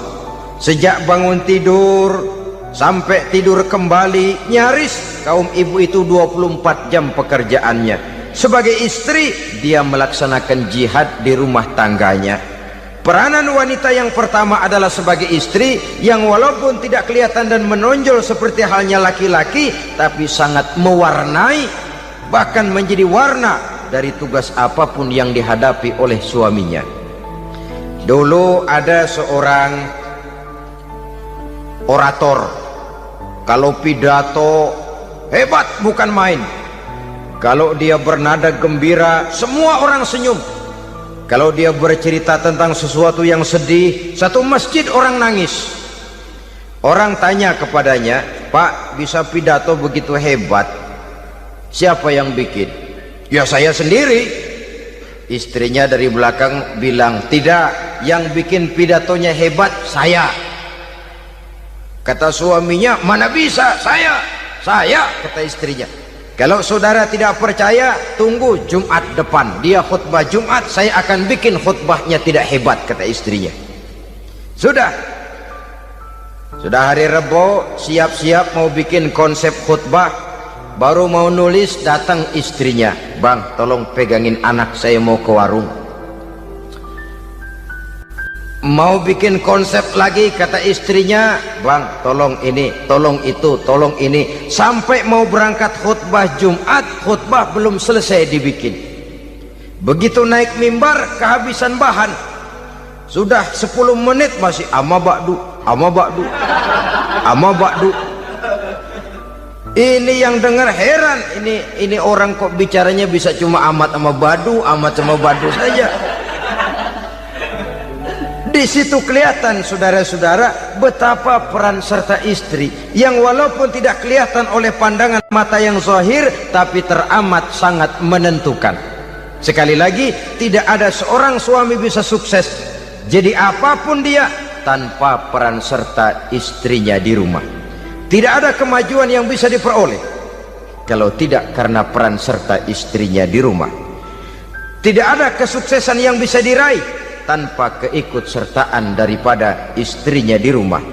Walaupun suaminya yang dikenal orang, suaminya yang dipuji orang, suaminya yang disanjung orang, bagian besar tetaplah saham dan andil daripada istrinya yang di rumah itu. Ini makna an-nisa imadul bilad. Wanita adalah tiang negara. Jikalau baik wanita, baik negara. Jikalau rusak wanita, hancur negara. Karena wanita, negeri Sabah menjadi terkenal, tentram, aman, wawasan politiknya luas. Seorang semacam Cleopatra bisa menaklukkan Julius Caesar. Dan begitu selanjutnya. Banyak cerita-cerita betapa wanita yang berperan di belakang layar ini bahkan bisa menggoyangkan negara. Bahkan yang paling dekat saja contoh dengan kita, Senator Gary Hart. Saudara masih dengar tentu itu, betapa harus terpaksa mengundurkan diri dari pencalonan presiden Amerika karena kasusnya dengan Donna Rice itu, dengan hostess itu. Betapa di sini seorang perempuan atau seorang wanita sanggup membongkar seseorang yang punya masa depan ceria untuk menuju kursi kepresidenan dari suatu negara adidaya seperti Amerika, bisa gagal berantakan karena skandalnya itu. Apa penyebabnya? Wanita. Tapi wanita juga bisa menyebabkan menjadi cambuk majunya laki-laki. Wanita juga bisa menghancurkan dan mengubur laki-laki. Saudara hadirin yang saya muliakan, ia memang kelihatannya makhluk yang lemah, tapi di balik kelemahannya itu sesungguhnya dia bisa menelan laki-laki yang bagaimanapun besarnya. Saudara-saudara kaum muslimin rahimakumullah, terutama ibu-ibu yang saya hormati, jadi peranan yang pertama wanita sebagai seorang istri. Yang kedua, wanita sebagai ibu. Ini juga sangat besar pengaruhnya dalam membentuk generasi masa yang akan datang. Bapak, oleh karena kesibukan tugasnya, tentu lebih banyak di luar rumah. Yang nyaris 24 jam di rumah itu ibu. Bagaimana dia merawat anaknya, bagaimana dia menaruh perhatian terhadap anaknya, bagaimana ia melimpahkan kasih sayang kepada anak-anaknya, akan membentuk kepribadian anak dan artinya membentuk generasi yang akan datang. Kalau seorang ibu sudah cuek-cuek saja kepada anaknya, padahal Quran mengatakan al-jannatu tahta aqdamil ummahat, surga di bawah telapak kaki ibu. Hadis ini bisa kita artikan macam-macam.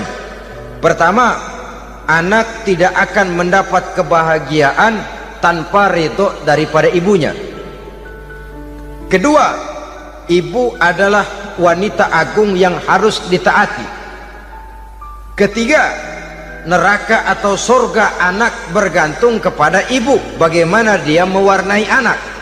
Kalau ibunya cuek-cuek saja sama anaknya, dan sering jadi contoh klasik, kalau anak ayamnya beduk maghrib belum pulang, satu RT dicariin, hansip diundang, kalau perlu dan ramil dilaporin. Tapi kalau anak gadisnya jam 12 tengah malam belum pulang, ibu tenang-tenang saja, Pak. Tidak tergerak dan tidak tertarik hatinya. Ya tentu tidak semua. Kalau sudah begitu, bukankah hakikatnya ibu sudah menciptakan neraka buat anaknya sendiri? Khalil Gibran dalam satu tamsil yang indah pernah mengatakan, kalau kita diberikan sebutir mutiara, sebutir intan, dan intan itu sebutirnya sebesar telur ayam, benda yang sangat langka dan berharga, tentu kita sayang intan atau mutiara itu. Kita jaga baik-baik, kita simpan dalam kotak, kotaknya kita kunci, kotak itu kita simpan di dalam lemari, lemarinya kita kunci lagi, lemarinya ada di dalam kamar, kamarnya pakai pintu, pintunya kita kunci lagi, kamar itu ada dalam rumah, rumahnya pakai pintu, dikunci lagi, kemudian rumahnya pakai pintu gerbang besar, gerbangnya juga digembok lagi. Untuk menjaga intan itu jangan sampai hilang, begitu usaha kita berlapis-lapis. Dan intan itu sudah diberikan kepada kita, kata Khalil Gibran. Apa dia? Anak-anak yang diamanahkan Allah kepada kita. Itu intan-intan mahal, itu mutiara-mutiara pilihan yang dititipkan dan diamanahkan untuk kita jaga sebaik-baiknya. Haruskah dia sia-sia di tangan kita? Haruskah dia merana jatuh di tangan ibu yang tidak punya tanggung jawab? Saudara hadirin yang saya muliakan, oleh karenanya peranan sebagai ibu ini sangat menentukan bagi pembentukan generasi yang akan datang. Salah ibu mengarahkan anak, akan lahir generasi mendatang yang tidak kita harapkan. Sehingga Nabi bersabda, kullu mauludin yuladu 'alal fitrah fa abawaihi yuhawwidanihi aw yunassiranihi aw yumajjisanihi. Setiap bayi dilahirkan dalam keadaan suci, setiap bayi dilahirkan dalam keadaan bersih, tidak punya dosa. Islam tidak mengenal dosa warisan. Semua saja bayi lahir dalam keadaan suci dan bersih. Kalau demikian lalu bagaimana? kata Nabi, ibu bapaknya lah yang kelak akan menjadikan anak itu sebagai Yahudi, yang kelak menjadikan itu anak itu sebagai Nasrani, atau menjadikan anak itu sebagai Majusi. Ibu bapaknya yang mewarnai anak. Ibaratnya anak itu kertas putih, mau ditulis tinta hijau warnanya hijau, mau ditulis tinta merah warnanya merah, mau ditulis tinta hitam pun warnanya hitam. Oleh karena itu pembentukan anak yang soleh secara mental sesungguhnya sudah diwarnai oleh kebiasaan ibu bapak dalam pergaulan di rumah tangganya secara mental. Sehingga dengan demikian saudara-saudara, salah kaprah ibu dalam mengarahkan anak-anaknya akan melahirkan generasi penerus yang sungguh-sungguh tidak kita harapkan, dan pada gilirannya akan membahayakan perkembangan bangsa dan negara, membahayakan kita sebagai suatu umat. Apalagi sekarang ini masih banyak orang-orang muslim, orang-orang tua muslim yang kadang-kadang menyekolahkan anaknya di sekolah yang membahayakan akidahnya, mematikan imannya, menghancurkan tauhidnya. Pokoknya asal bonafid keluar sekolah ada jaminan lapangan kerja, perkara anak mau kafir mau murtad bukan urusan. Alangkah ironi dan sangat menyedihkan. Saudara-saudara yang saya hormati, jadi dari segi kaum wanita peranan ibu sangat besar. Dari segi anak, ketaatan kepada ibu, doa restu ibu akan membawa kepada kebahagiaan hidup. Doa ibu mustajabah, kutukan ibu manjur. Beberapa hikayat dan riwayat menjadi contoh dan tamsil buat kita betapa tidak ada satu kebahagiaan di dunia ini yang bisa ditegakkan tanpa doa restu daripada ibu. Pantas kalau dalam Al-Quran ada ummul kitab, ibunya atau induknya kitab. Tiap negara punya ibu kota, bapak kota tidak ada. Lalu lagi wawasan Nusantara disebut ibu pertiwi, bapak pertiwi kemana tahu. Saudara hadirin yang saya muliakan, lalu dalam peringatan hari-hari besar nasional ada yang namanya Hari Ibu. Hari bapak nggak pernah diperingati. Ada Hari Ibu, dan ibu itu pun ada Ibu Kartini, ada Ibu Dewi Sartika, dan macam-macam lagi yang seluruhnya merupakan refleksi dan gambaran betapa peranan kaum wanita di dalam kehidupan ini yang memang banyak mewarnai dan menjadi warna dari suatu kegiatan. Saudara-saudara kaum muslimin rahimakumullah, apabila yang pertama tadi kita melihat peranan kaum wanita sebagai istri, betapa ia berpengaruh besar dalam ikut menunjang keberhasilan dan kesuksesan suaminya. Kemudian pada peranannya yang kedua, wanita sebagai ibu di rumah tangga, betapa ia ikut membentuk, mempengaruhi, mewarnai dan membimbing kepribadian anak sebagai generasi penerus. Maka pada peranan yang ketiga ini kita akan melihat wanita sebagai social agent, sebagai penggerak kegiatan sosial di berbagai bidang kehidupan.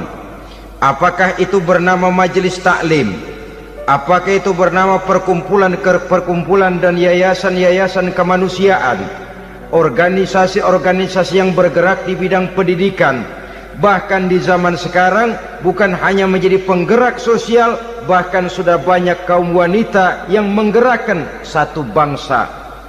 Dunia mengenal Margaret Thatcher, dunia mengenal Indira Gandhi, dunia mengenal Bandara Naike, dunia mengenal Corazon Aquino, dunia mengenal Golda Meir dulu itu dari Israel. Dunia mengenal Imelda Marcos yang ambisius, tapi yang kemudian melangkah kepada jalan yang negatif dari tujuan semula. Ini bukan hanya sekedar social agent, tapi bahkan sudah mengarah kepada menggerakkan dan mewarnai suatu bangsa. Islam membuka pintu ke arah itu.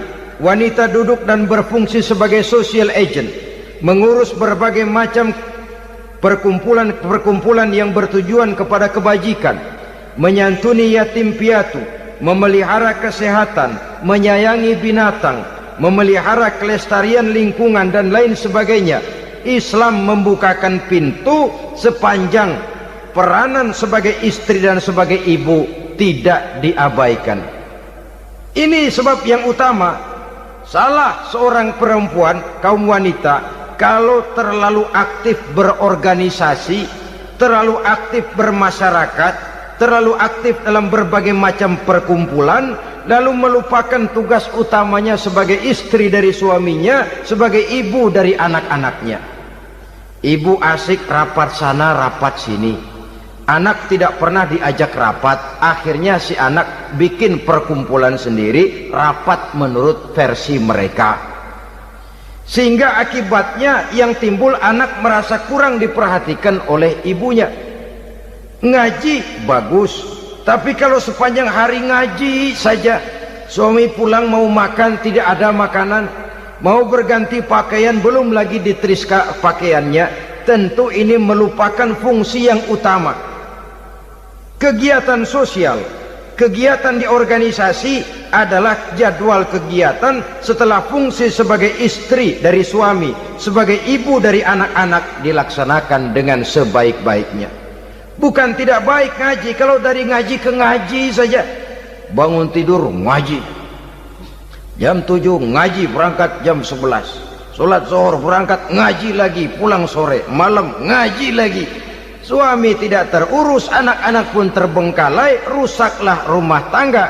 Dan bukankah satu bangsa terdiri dari satu tatanan masyarakat, dan tatanan masyarakat yang paling kecil bernama keluarga? Keluarga merupakan unit dari masyarakat, unit yang terkecil, dan keluarga terdiri dari pribadi-pribadi yang merupakan bapak, ibu, dan anak-anak. Sehingga masyarakat bangsa yang baik terdiri dari masyarakat yang baik, masyarakat yang baik tersusun dari keluarga-keluarga yang baik, dan keluarga yang baik akan muncul dari pribadi dan individu yang baik. Pribadi dan individu yang baik yang sadar mana kewajiban yang primer, mana kewajiban yang sekunder.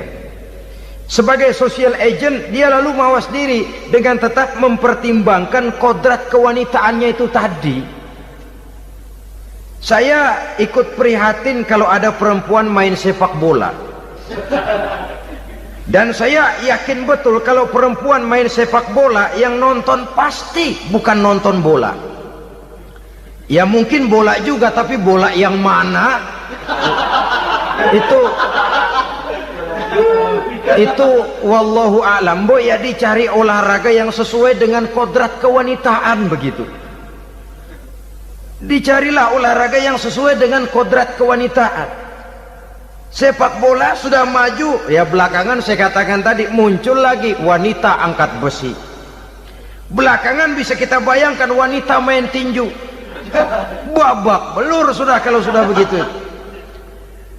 Kemajuan dengan melupakan kodrat kewanitaan akan menyengsarakan kaum wanita itu sendiri. Silahkan maju menjadi social agent, menjadi penggerak di masyarakat. Para istri Rasul bisa kita jadikan satu figur. Siti Khadijah, figur sebagai istri pendamping yang setia. Dikala suaminya bingung, ia tampil memberikan pandangan. Dikala suaminya bingung, ia memberikan tanggapan. Dikala suaminya dimusuhi orang, ia menampakkan kesetiaannya. Kau tidak sendiri bang, aku di sisimu. Dikala jiwanya gelisah ketika pertama kali menerima wahyu berhadapan dengan malaikat Jibril, Khadijah yang menghibur. Kalla ma yukhzikallahu abada. Tidak apa-apa bang, Allah tidak akan menyusahkan kau untuk selamanya. Tenang sajalah, tenang. Abang orang baik-baik, Allah tidak akan menyengsarakan abang. Peran sebagai istri. Dan Rasul mantap, sehingga bertahun setelah Khadijah wafat selalu terkenang dan dikenang oleh Rasul. Pernah satu saat beliau itu seperti orang melamun. Aisyah tanya, kok seperti ngelamun bang? Iya, kata Rasul, saya seperti mendengar suara terompahnya Khadijah di surga. Padahal Khadijah sudah lama wafat. Aisyah mendengar itu rada sedikit manyun. Kata Aisyah, bang, cukup sekali ini saja, jangan sebut-sebut lagi nama itu ya. cemburu rupanya. Ya soal cemburu sih nggak bini Nabi, nggak bini kita, namanya cemburu. Perempuan mesti ada. Apa jawab Rasul? Ya Humairah, Aisyah, haruskah saya melupakan seseorang yang dikala orang lain memusuhi saya, dia mati-matian membela saya. Dikala orang lain mau membunuh saya, dikorbankan hartanya untuk membantu perjuangan saya. Mestikah saya melupakan orang yang begitu baik? Tidak, Aisyah. Sepanjang nafas masih ada, sepanjang itu saya tidak akan bisa melupakan Khadijah sayang. Peran sebagai istri Khadijah ini, peran sebagai istri. Suaminya bingung, istrinya memberikan hiburan. Kadang kan tidak, suami bingung, istri bingungan lagi. Ya sudah, mari ramai-ramai kita bingung sudah. Bukan mencari jalan keluar, yang sudah bingung malah ditambahin bingung lagi. Saudara hadirin yang saya hormati, lalu figur Siti Aisyah, muda, cantik, kreatif, cerdas. Kalau bahasa sekarang barangkali wanita karier ini.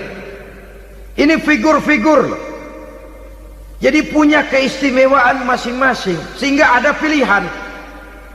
Ya tentu orang mencari istri itu kan karena ada dasar pilihan.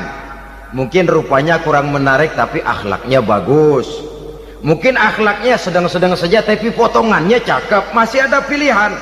Sudah potongan jelek, akhlak bejat. Emangnya lu milih merem tempo hari ya?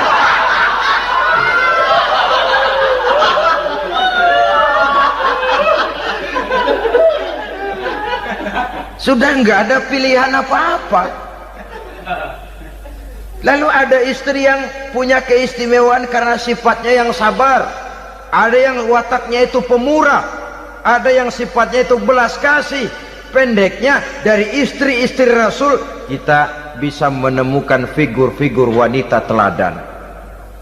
Sehingga keliru kalau kaum orientalis barat mengatakan Rasulullah itu katanya sesungguhnya adalah seorang seks mania, istrinya banyak. Oh ini memang bajingan ini orientalis ini. Kalau Rasulullah itu seorang seks mania, tentu yang dinikahinya itu pertama jelas gadis semua, yang kedua tentu cantik-cantik semua. Dari istri-istri beliau yang dikawininya dalam keadaan gadis cuma Siti Aisyah. Selebihnya janda. Apa pertimbangannya? Menyantuni yatim-yatimnya, mengayomi janda-janda yang ditinggal suaminya gugur di medan perang, untuk memperkuat keimanannya. Itu pilihan utama Rasul. Kita sekarang ini ya ngakunya sih ikut sunnah Rasul, cuma sunnahnya urusan kawin melulu. Ada duit sedikit, kawin maning, kawin maning. Ditanya orang kenapa kawin melulu, sih mas sunnah Rasul. Bukan main. Kalau sudah urusan kawin pahlawan betul sunnah Rasul. Padahal kawin lagi dalam Islam itu sungguh pun boleh, tapi tidak diperintah. Tidak diperintah, memang cuma boleh. Itu kalau dalam pesawat itu cuma semacam emergency exit lah ya. Yang tidak boleh sembarang waktu bisa dibuka. Kalau memang sanggup berlaku adil, tafadhol. Kalau tidak, satu juga nggak habis. Lagian saya kira perempuan itu kan cuma perbedaan rupa saja, perbedaan selera saja. Seperti singkong dengan sate, bedanya kan cuma di tenggorokan. Kalau sudah masuk ke perut, kenyangnya kan sama. Perempuan cuma berbeda dalam selera, rasanya barangkali ya, barangkali.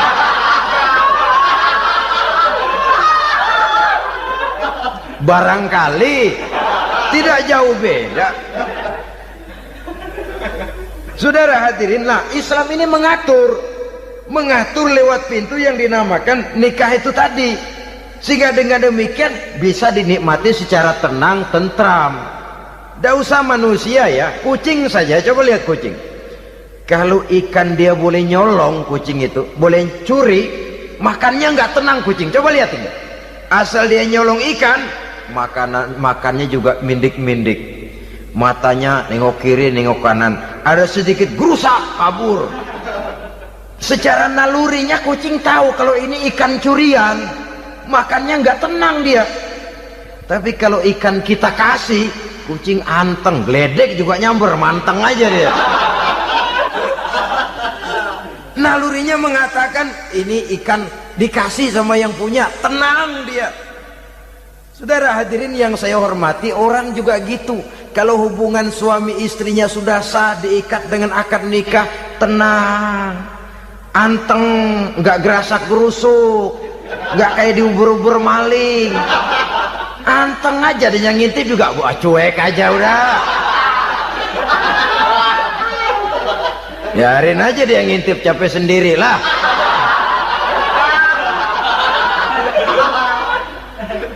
Tapi kalau nyuri-nyuri, coba lihat dah. Mana di kebun banyak nyamuk, Hansip mukul tiang listrik, dia yang bingung. Islam ini sesungguhnya memudahkan jalan, saudara-saudara. Jadi sebagai social agent, wanita bisa berperan untuk itu. Apalagi untuk hal-hal yang menyangkut wawasan kemanusiaan, di mana kaum wanita karena emosinya lebih tinggi daripada kaum laki-laki, dia sangat peka terhadap masalah-masalah yang menyangkut kemanusiaan. Hatinya mudah tergugah, perasaannya cepat terenyuh. Dengan penderitaan dia cepat tergugah. Dia bisa menjadi social agent tanpa harus melupakan fungsi utama sebagai istri dan sebagai ibu dari anak-anaknya, sebagai istri dari suaminya.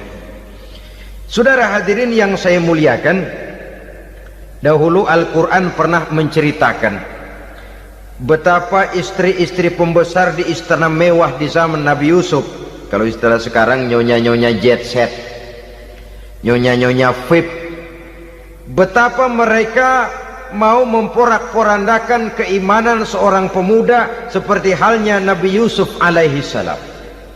Dan Nabi Yusuf kemudian ternyata tidak mau jadi gigolo yang kerjanya hanya menyenangkan wanita-wanita jet set kelas VIP ini tadi. Sesungguhnya ini cuma satu simbol yang kejadiannya bisa saja terjadi pada zaman modern dalam versi dan kondisi yang berbeda. Namun bagaimanapun juga, wanita dengan peranannya sebagai social agent, sebagai penggerak masyarakat, sangat besar pengaruhnya dalam ikut mewarnai perkembangan suatu negara. Seorang suami perlu memberikan dorongan kalau istrinya aktif di bidang sosial, asal dengan catatan saja, fungsi sebagai istri, fungsi sebagai ibu jangan sampai terlantar karenanya. Bahkan saya katakan tadi, di zaman sekarang wanita tidak lagi hanya berfungsi sebagai social agent, bahkan sebagai national agent, penggerak dari satu bangsa. Muncul wanita-wanita yang jadi menteri, yang jadi anggota DPR, bahkan yang jadi kepala desa dan lain sebagainya. Secara umum memang ar-rijal qawwamuna 'alan nisa. Laki-laki adalah pembimbing bagi kaum wanita karena kelebihan fisik biologis, kelebihan kemampuan intelektual dan lain sebagainya. Namun wanita pun boleh saja menjadi social agent sepanjang catatan yang saya sampaikan tadi. Jangan sampai melupakan kodrat kewanitaan, jangan sampai mengalahkan fungsi sebagai istri dari suaminya, sebagai ibu daripada anak-anaknya. Nah, kemudian fungsi yang keempat di bidang ilmu pengetahuan. Islam memberikan kesempatan yang sama kepada kaum wanita. Thalabul ilmi faridatun ala kulli muslimin wa muslimatin. Menuntut ilmu itu wajib hukumnya bagi orang Islam, baik laki-laki maupun perempuan. Sampai dibentuk kalimat pengecuali khusus ini, muslimin wa muslimatin, bagi muslim laki-laki, bagi muslim perempuan.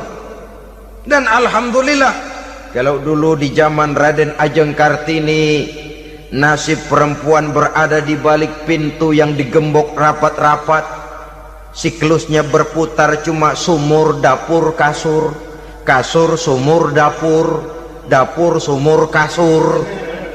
Melingkar di situ satu saja peranan kaum wanita, memberontak jiwa Raden Ajeng Kartini, menuntut persamaan bahwa wanita berhak maju sama dengan laki-laki. Entah Islam sejak 14 abad yang lalu sudah mencanangkan ini, menuntut ilmu wajib bagi laki-laki dan perempuan beragama Islam. Orang Islam baik dia laki-laki, baik dia perempuan, wajib menuntut ilmu. Ilmu dalam artian umum, tidak hanya sekedar fikih tauhidnya, ya di bidang kedokteran, di bidang teknik, di bidang hukum dan lain sebagainya. Ini yang perlu dibanggakan.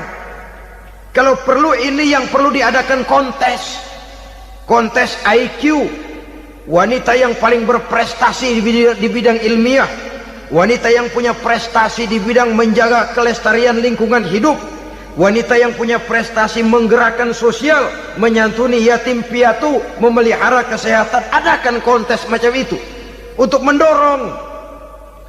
Ini enggak, kalau kontes yang diukur betis, bibir, pinggul, payudara, lubang hidung, ukur sekalian kita. Apa manfaatnya dan apa unsur pendidikan yang ada di dalamnya? Tidak menguntungkan, tidak mendidik, dan tidak membawa manfaat. Kecuali lalu yang timbul pola hidup konsumen, pola hidup konsumer, pola hidup yang material, pola hidup yang wah, pola hidup yang gemerlapan. Ya, kalau oleh anak-anak muda yang terjangkau. Kalau tidak, dia hanyut ditelan mimpinya. Dia ingin bergaya hidup jet set, sementara dia dihadapkan oleh kenyataan bahwa dia tinggal di kampung, ibu bapaknya orang kampung, dan lain sebagainya. Jiwanya berontak, terjadilah kegalauan, terjadilah kerancuan, terjadilah komplikasi, perang di batin antara keinginannya dengan lingkungan nyata yang dihadapinya. Dan kalau sudah ada gejala semacam itu, penyakit-penyakit kejiwaan akan mudah muncul. Ini gejala terutama buat orang-orang yang tinggal di daerah transisi. Kota besar bukan, kampung banget juga enggak, daerah cekak. Akibatnya gayanya ya sering gaya enggak karu-karuan, gaya kepalang tanggung jadinya. Saudara hadirin yang saya muliakan, akhirnya apa? Santri tapi lagunya kayak koboi, koboi tapi sesungguhnya santri.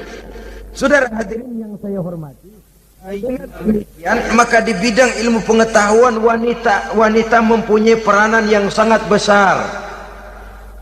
Dia bisa tampil dengan karya-karya ilmiahnya yang membawa manfaat bagi perkembangan agama, bangsa dan negaranya. Majulah kaum wanita dengan ilmu pengetahuan, tuntutlah ilmu seluas-luasnya. Kita hidup di satu negara yang merdeka, kita beragama yang memberikan satu keyakinan bahwa menuntut ilmu merupakan kewajiban, bahwa peranan wanita tidak hanya di belakang dapur, lain sebagainya, yang seluruhnya terpantul dari dinamika kehidupan kaum wanita. Saudara-saudara kaum muslimin rahimakumullah. Kemudian yang kelima, peranan wanita dalam bidang agama.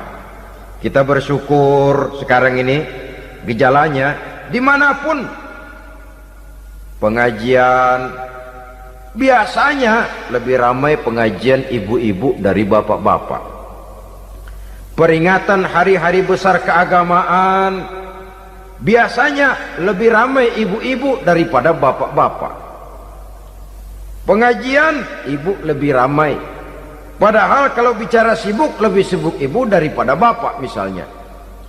Kalau sudah pengajian bapak-bapak, biasanya pengajiannya ramai cuma 3 giliran itu. Pembukaan, maulid, penutupan. Kalau sudah yang rutin pengajian tiap minggu, 3 pojok yang ngaji. Yang atu nguap, yang atu pules, yang atu ngiler. Saudara hadirin yang saya muliakan, ada badan kontak majelis taklim yang merupakan wadah daripada kegiatan ibu-ibu. Ada Ittihadul Muballighat, Persatuan Muballighat.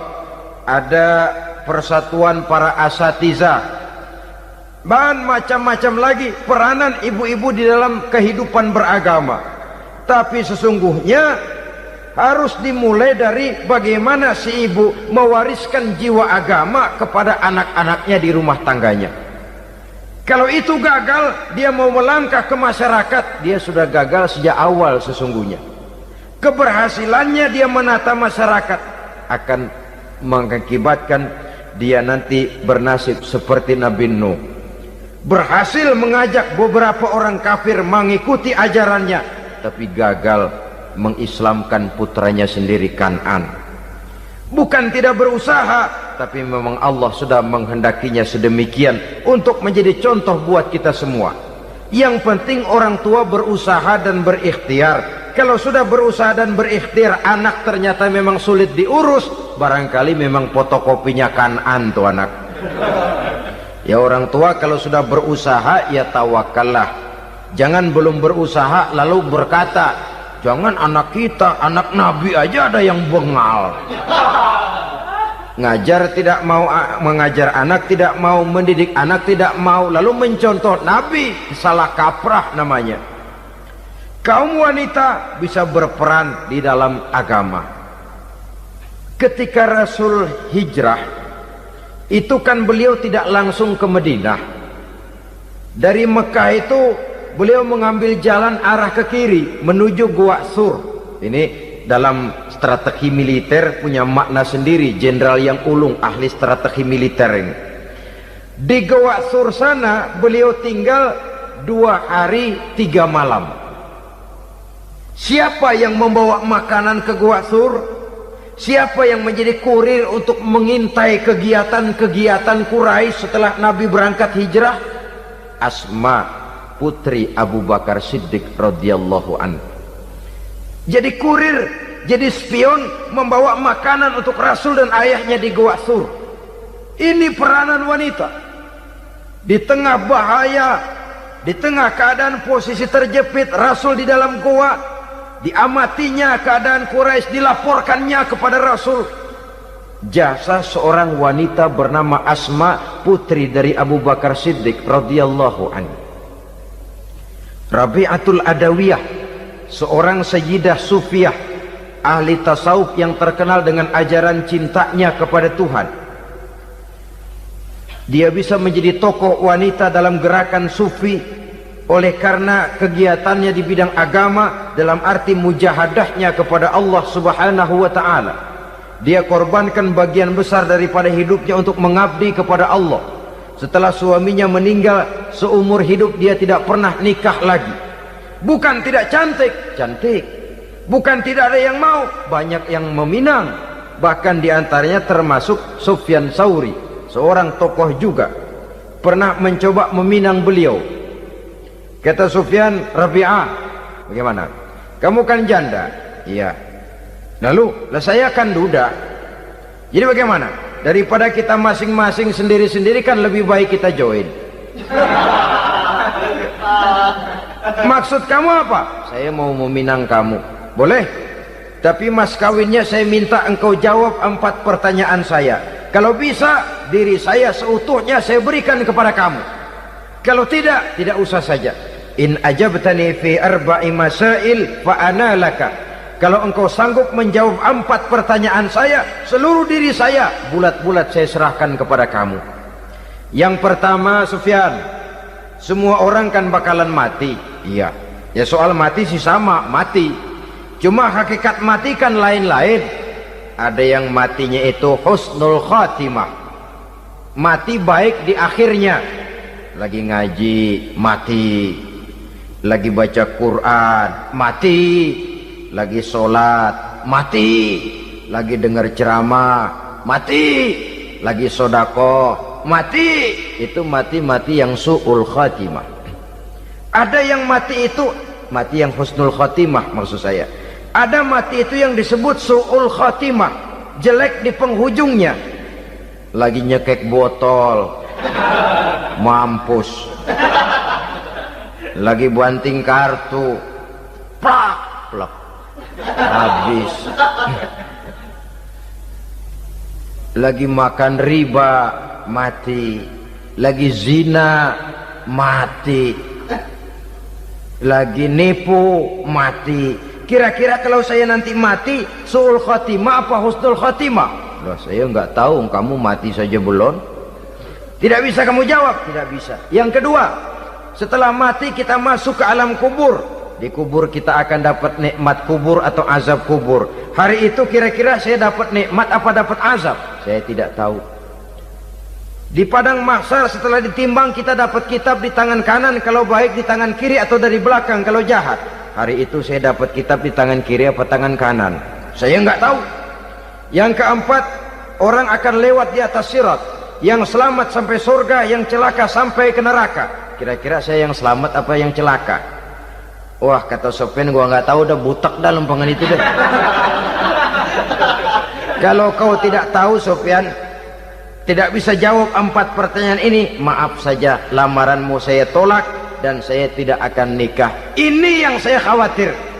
Maka dia terkenal sebagai Sayyidah Sufiyah, tokoh wanita dalam dunia sufi. Dan artinya wanita bisa berperan banyak dalam bidang agama, sebagai pengasuh majelis taklim, sebagai pengasuh yatim piatu, sebagai gerakan-gerakan keagamaan yang positif dan lain sebagainya. Ini dimungkinkan karena Islam menunjang harkat dan martabat kaum wanita. Maka majulah kaum wanita Islam Indonesia dengan tetap menjaga kodrat kewanitaannya. Inilah yang kita sampaikan pada kesempatan ini. Terima kasih atas segala perhatian. Mohon maaf atas segala kekurangan. Wassalamualaikum warahmatullahi wabarakatuh.